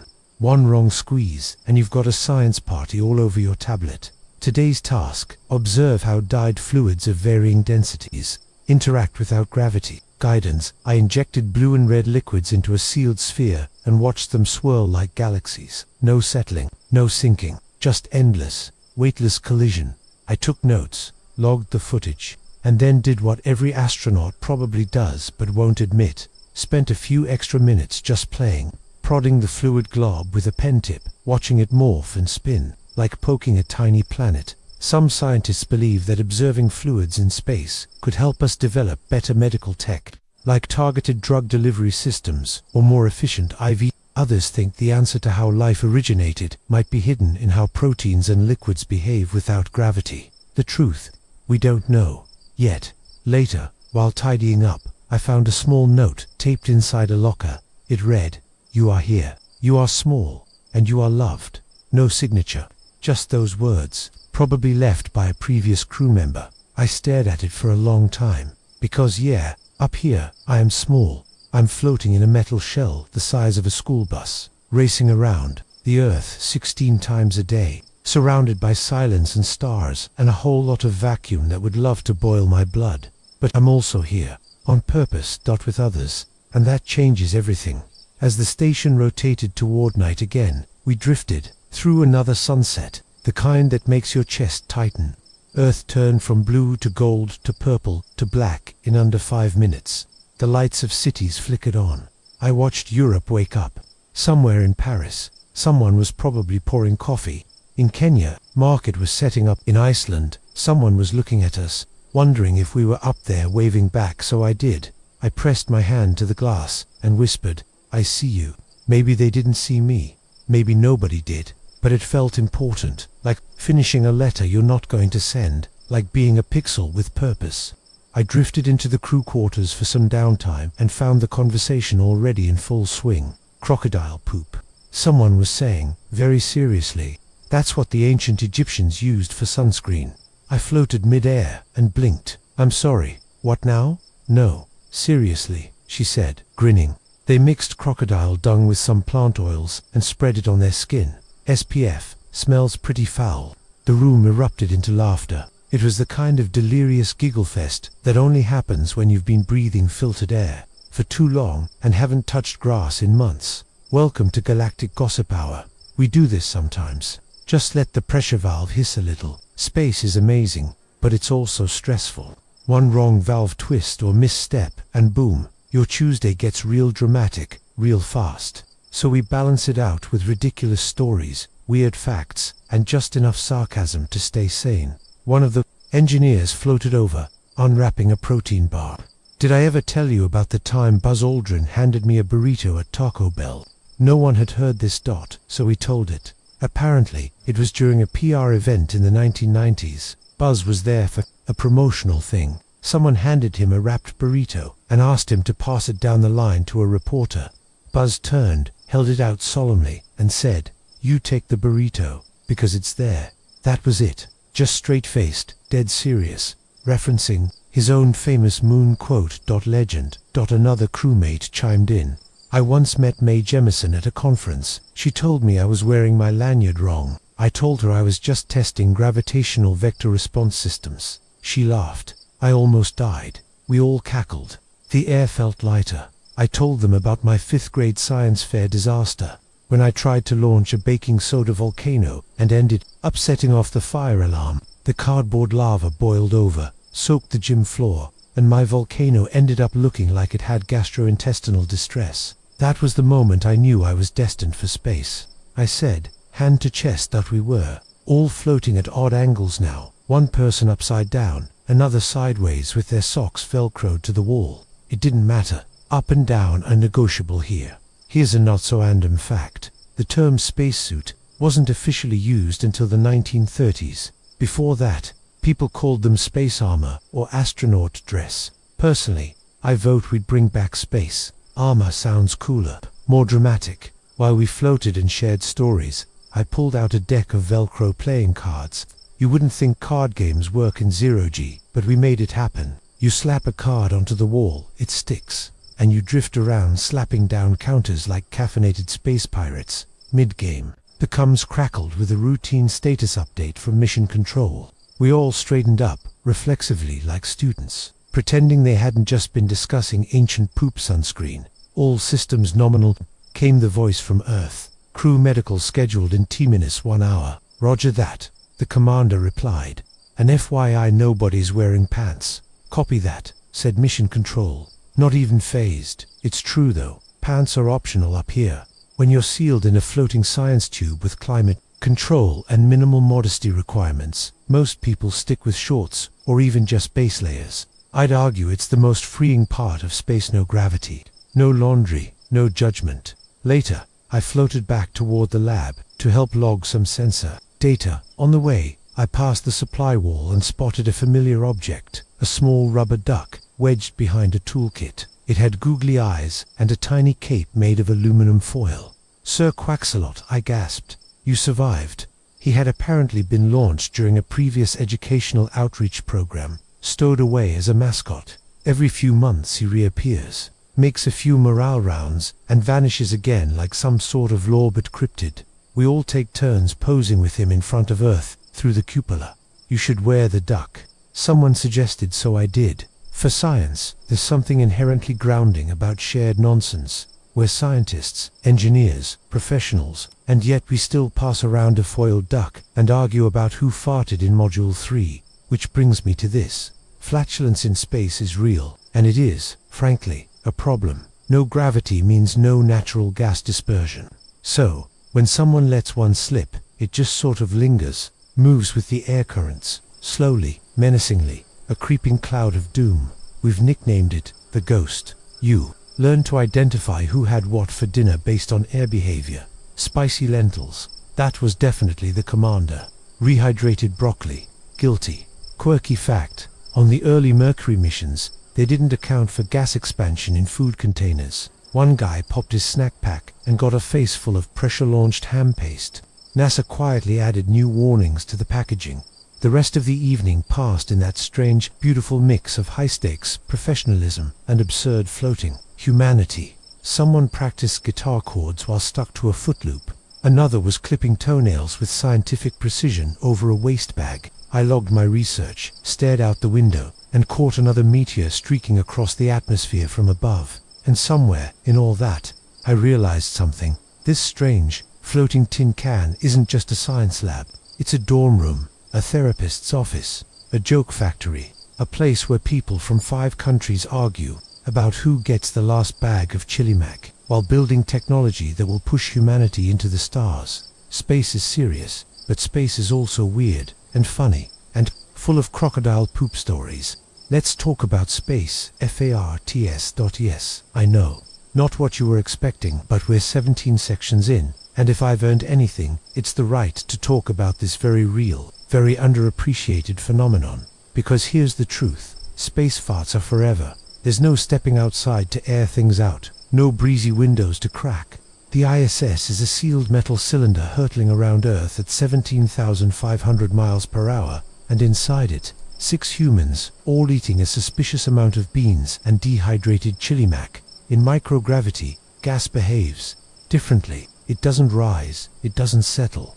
It just floats, lingers, creeps, and eventually, it gets sucked into the ventilation system and redistributed. That's right, what goes around comes around, and in space, it takes the scenic route. The ventilation system is pretty robust, but let's be honest, it can only do so much against spicy lentils. There's no hiding. We all know. We always know. There was a moment a few days ago, I won't name names, but someone, during a calm post-dinner float near the cupola, released what we now refer to as the silent burn. No sound, no warning, just a slow-moving cloud of despair. The air shifted slightly. A crewmate wrinkled their nose. Another floated away like they were in an invisible escape pod. Someone whispered, "Oh no." Moments like that remind you no matter how advanced the technology, how noble the mission, how vast the cosmos, we are still just biological creatures, trying to survive in a glorified sardine can. And we're hilarious.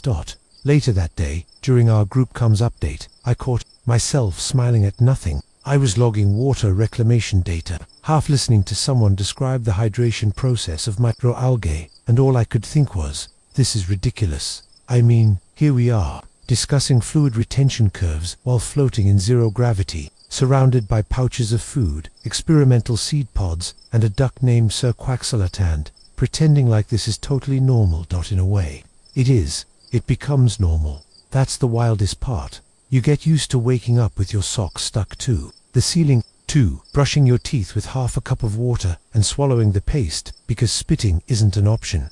2. Watching your breakfast hover in front of your face like it's mocking you. You get used to hearing phrases like, "We lost the wrench," "Check behind the CO scrubber," or "The shrimp cocktail packet is leaking again, abort." And yes, you get used to the FARTS. We have rituals now. One of them is the courtesy float. If you let one slip, you slowly drift to another module like nothing happened. You don't announce it. You don't defend yourself. You simply remove yourself from the narrative, unless you're proud. Then you stay. Own it. Float like a majestic gas-emitting eagle. Here's a lighter note.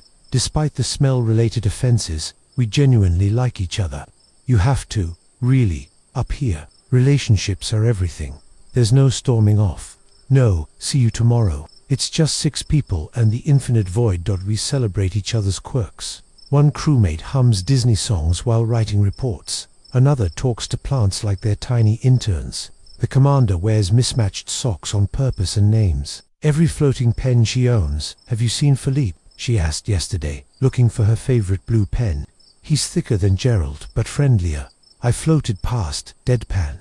Check near the protein bar bag. He was flirting with Patricia. Earlier, we laughed for 5 straight minutes. It's these little things that make space feel like home. Still, homesickness creeps in. Today, I spent a few minutes watching a video of an old barbecue. Just a shaky, handheld clip of my family standing in a backyard, dogs barking, someone flipping burgers, laughter, sunlight through tree leaves. I missed the smell of smoke, the way grass feels under bare feet, the chirp of crickets at night. I even missed mosquitoes. Okay, not really, but you get it. Sometimes I forget Earth isn't up here, it's down there. All of it, every sound, every person, every smell that doesn't involve plastic and warm electronics. But I have something now that I didn't before. Perspective. Out the window, I watched the edge of Earth glow as we slipped into another sunrise. The blue arc of atmosphere shimmered against the black of space. Just this paper-thin line between life and death, and yet it holds everything. It's amazing we ever leave it at all, and yet we do.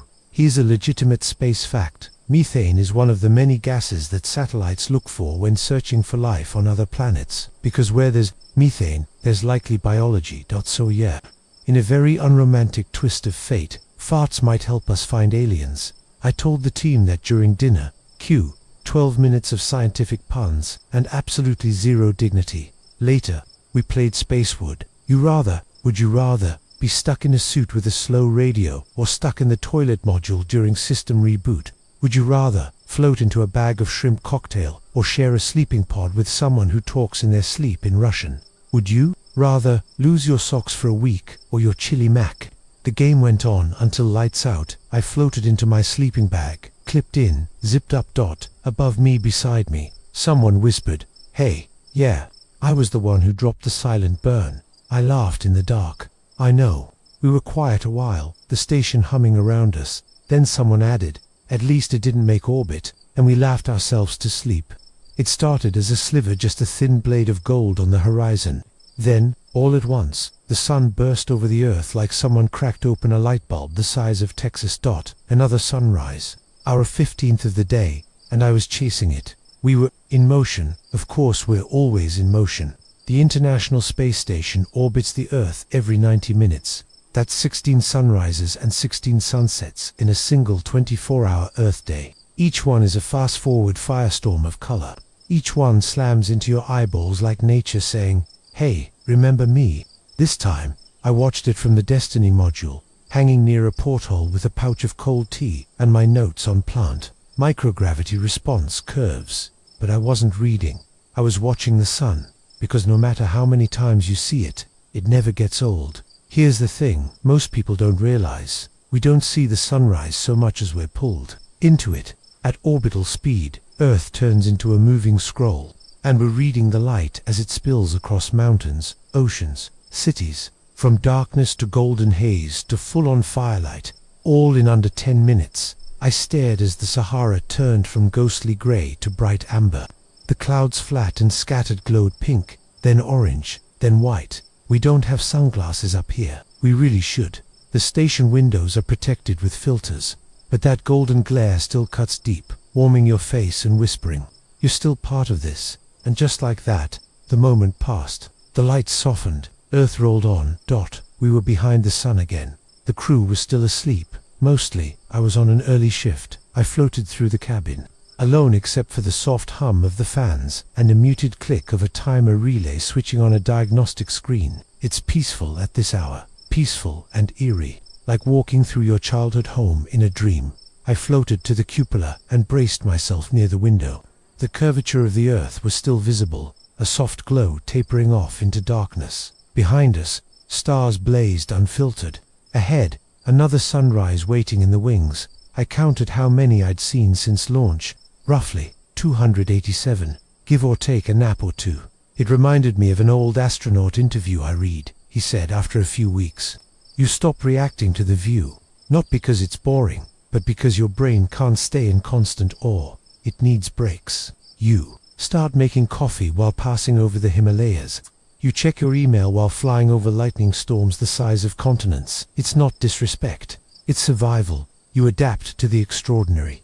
Even in space, I drifted over to the exercise module. Time for my mandatory bone and muscle preservation experience. A treadmill torture, strapped down with bungee cords like a sad kangaroo in moon boots. Running in space is weird. You bounce. There's resistance, but it's not the same as gravity. Your brain knows it's fake.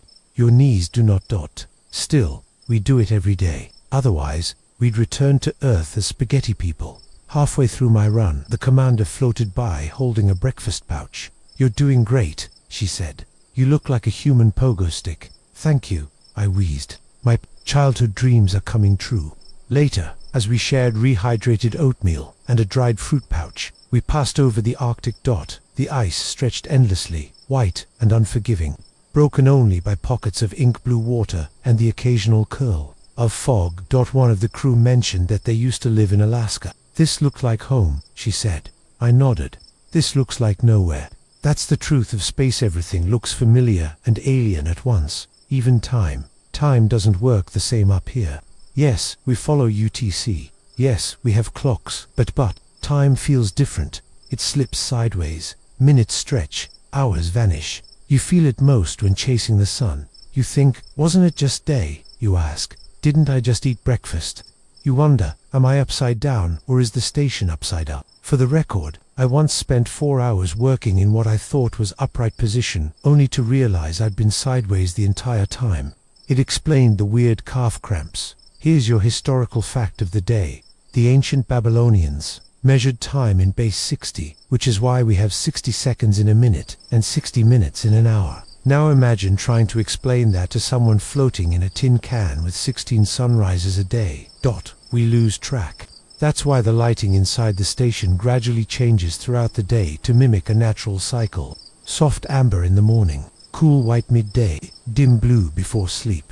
Still, there are moments like today when none of it matters. When the station rolls into sunlight and everything is bathed in gold.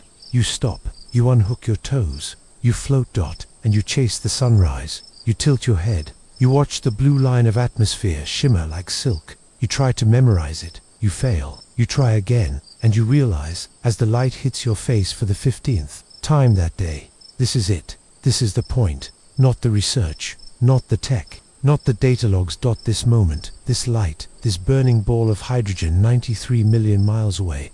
Reaching through the void to touch your face for just a second. I stayed there until it faded again, until Earth turned and the sun dipped. Behind her curve, pulling the shadows over us like a blanket. One more sunrise, one more heartbeat in orbit, and tomorrow, we chase again. We call it the fall. It's not an official term, not in the checklist or the flight manual. But everyone who's been to space knows what it means. The descent, the deorbit. The moment Earth stops being something you watch and becomes something you're heading toward at terrifying speed. Today was that day. Our mission was complete. Experiments logged, data secured, photos taken, socks lost, then found. Hearts quietly changed in ways none of us could quite articulate, and now it was time to come home. The atmosphere doesn't exactly welcome you back. It doesn't say, "Oh hey, glad you dropped by again." It grabs your ship like a giant invisible hand, compresses the air around it, and turns friction into a violent hug at 25 times the speed of sound. To prepare, we started hours before. Everything had to be sealed, secured, stowed. The goodbye ritual is methodical, no room for sentiment. Equipment packed, trash collected, hatches checked. The spacecraft, our re-entry capsule, was powered up and waiting. I floated past the cupola. One last time. Earth was beneath us, stretching from horizon to horizon in blues and greens and browns, cloud swirled and blinking with city lights. It didn't feel real. It felt too alive. Too much. I pressed my fingers against the glass. Just one last moment. "See you soon," I whispered. Then I floated to the Soyuz capsule. That thing is tiny. You think the ISS is cramped. The Soyuz makes it look like a luxury yacht. Imagine cramming yourself into a smart car with 2 other people, wearing bulky suits, knowing that in less than an hour, this tin can is going to fall through the sky and slam into Earth like a boulder dropped from space. But hey, no pressure. Once we were sealed inside, the countdown began. We strapped in tight, knees nearly touching our chins, helmets barely clearing the ceiling. Everything creaked. Every sound echoed. I could hear my own breath inside the helmet. Sharp and shallow. And then came the lurch. The orbit burn. The engines fired, tilting us into the proper descent angle. Just a few degrees off, and we'd skip off the atmosphere like a flat stone on a lake. That's never a comforting image. The capsule rattled. Gravity started whispering again, gently at first, like it was trying to remind you who's boss. Then it started shouting. As we hit the upper atmosphere, the capsule heated up from the outside in. We couldn't feel the heat through the shielding, but we heard it, metal groaning, panels flexing. Plasma started building around us, a sheath of fire visible through the tiny porthole. For a few long minutes, we were invisible to the world. Blackout, no comms, just 3 humans falling in a controlled meteor, hoping every bolt did its job, that the G-forces hit next. First 1 gigaseconds, then 3, then 4. Each one felt like a jealous earth dragging you back by the spine. My arms grew heavier, my chest compressed. I could feel my bones remembering weight, screaming in all directions. At 5 Gs, I stopped thinking clearly. The commander shouted something I barely registered. My brain was molasses. I clenched my jaw and reminded myself, this is normal, this is expected, this is survivable. It felt anything but. Here's a grim historical fact. Gagarin, the first man in space, ejected from his capsule before landing. Because the Soviet design couldn't guarantee a safe touchdown, he parachuted down separately. We weren't doing that. We were in for the whole ride. With the stomach-lurching pop, the parachutes deployed. It felt like hitting a wall at high speed and bouncing off in every direction. We tumbled. Briefly, violently. Then, the motion steadied, slowed. And that's when I realized I was crying. Tears don't float in a capsule under G-force. They pull, they sting, they make you feel human again, in the worst and best way. We fell slower now. The parachutes did their job. I could hear the wind. The wind. I hadn't heard real wind in weeks. The final jolt came like a sucker punch. Solid-fuel retro rockets fired just before touchdown to cushion the impact, which is hilarious, because even with that, it felt like being body-slammed by a very large bear who doesn't care for space. Travelers. Boom. We hit the ground. Kazakhstan. Dust kicked up around the capsule. My helmet clanged forward. I groaned, tried to move, realized every muscle in my body had no idea what to do with gravity anymore. Someone outside knocked on the hatch. I wanted to say something cool, something profound, maybe quote poetry, or whisper, "We're home." Instead, I croaked, "Please tell me someone brought cookies." The hatch opened. Blinding light poured in. Real light, Earth light, not filtered through plastic or gold shielding, not softened by 90-minute orbits, just raw sunlight, smelling like dust and heat and life. I blinked up at a rescue crew member, who smiled and said, "Welcome back." They unstrapped us, helped us out one by one. I collapsed into a stretcher, my legs made of wet cardboard, my spine rediscovering its responsibilities. And then, my favorite part, they handed me a phone. A scratchy voice on the other end said, "We see you, you're safe." I didn't say much back. I just held the phone to my ear and listened to the sound of Earth. Here's a weird, sweet tradition. After a Soyuz landing, the crew is usually offered fresh fruit, bread, and sometimes, believe it or not, cognac. I skipped the cognac, took a bite of a pear, nearly sobbed. I didn't know a pear could taste like poetry. I lay there in the grass for a while. The sky above was blue, not endless black, not velvet full of stars, just ordinary, breathtaking, beautiful blue. And for the first time in weeks, I felt still, not floating, not spinning, not falling, just here. Earth pressed into my back like an old friend, and I whispered, "Okay, I get it, I missed you too." They tried to help me stand, big mistake. My legs flopped underneath me like boiled noodles fresh out of the pot. I wobbled, blinked, and immediately sat back down hard. The Earth was still spinning, or maybe that was just my brain trying to remember what balance was. Everyone around me smiled gently. No judgment. They'd seen it before. "Take your time," someone said, offering me water. I drank it like I hadn't seen water in a decade. Cold, wet, heavy, real. The grass beneath me was dry and a little pokey. I could smell it like hay and heat, and dirt and bugs, and maybe a bit of sheep somewhere in the distance. I'd forgotten what the world smelled like. Someone pressed a damp cloth to my forehead. Another set up a folding chair under a canopy. My crewmates were nearby, also recovering, also grinning with the glassy-eyed look of people whose bodies were rediscovering gravity's rude personality. Relearning gravity takes more than standing. It takes remembering how to bend at the waist, without listing to the side like a confused scarecrow. It takes figuring out how to walk when your feet feel like cinder blocks and your knees are making weird little protest squeaks. The team helped us out of our suits, piece by piece. Helmet, gloves, pressure layers. Underneath it all, I was damp with sweat, stiff from the crash, and smiling like I'd just met gravity for the first time, because I had joked about putting stickers on our suits that said, "I fell from space and all I got was this muscle cramp." Someone else suggested a t-shirt, "Gravity's Backdel," a friend, but deep down we were quiet, because landing is more than just hitting the ground. It's the end of something enormous. You come back a different version of yourself. And Earth hits different after space. The sky looks thicker, the air tastes fuller. Every breeze feels like a hug from a planet that barely noticed you. We're gone but welcomes you anyway. A few hours later, we were in a press conference. Someone handed me a microphone. They asked, "What's the first thing you want to do now that you're home?" I blinked, thought about all the possibilities. Pizza, real showers, a nap that doesn't involve Velcro, petting a dog, walking barefoot on pavement still warm from the sun. But instead, I said, I want to sit under a tree and not move for a very long time. That got a few chuckles, but I meant it, because trees don't float, they don't orbit, they don't rattle like aluminum. When you breathe too hard, they root, they sway, they exist without effort, and I craved that stillness more than anything. Later that evening, I was finally alone. The hotel was quiet, the room smelled like lavender soap and clean sheets. I took a real shower, one where the water fell instead of clinging to my face like a stubborn jellyfish. And then I went outside. It was twilight. Crickets sang in the bushes. A breeze rolled over the grass, and somewhere nearby, a dog barked once and fell silent again. I lay down in the field behind the complex, just flat on my back, no suit, no tether, no mission. Just me, gravity pulling gently at every part of my body like it missed me. The stars blinked above. So far away now, I recognized a few constellations. Orion, Cassiopeia, my old friends, watching from their high balcony seats. I smiled. I closed my eyes. And for the first time in weeks, I slept.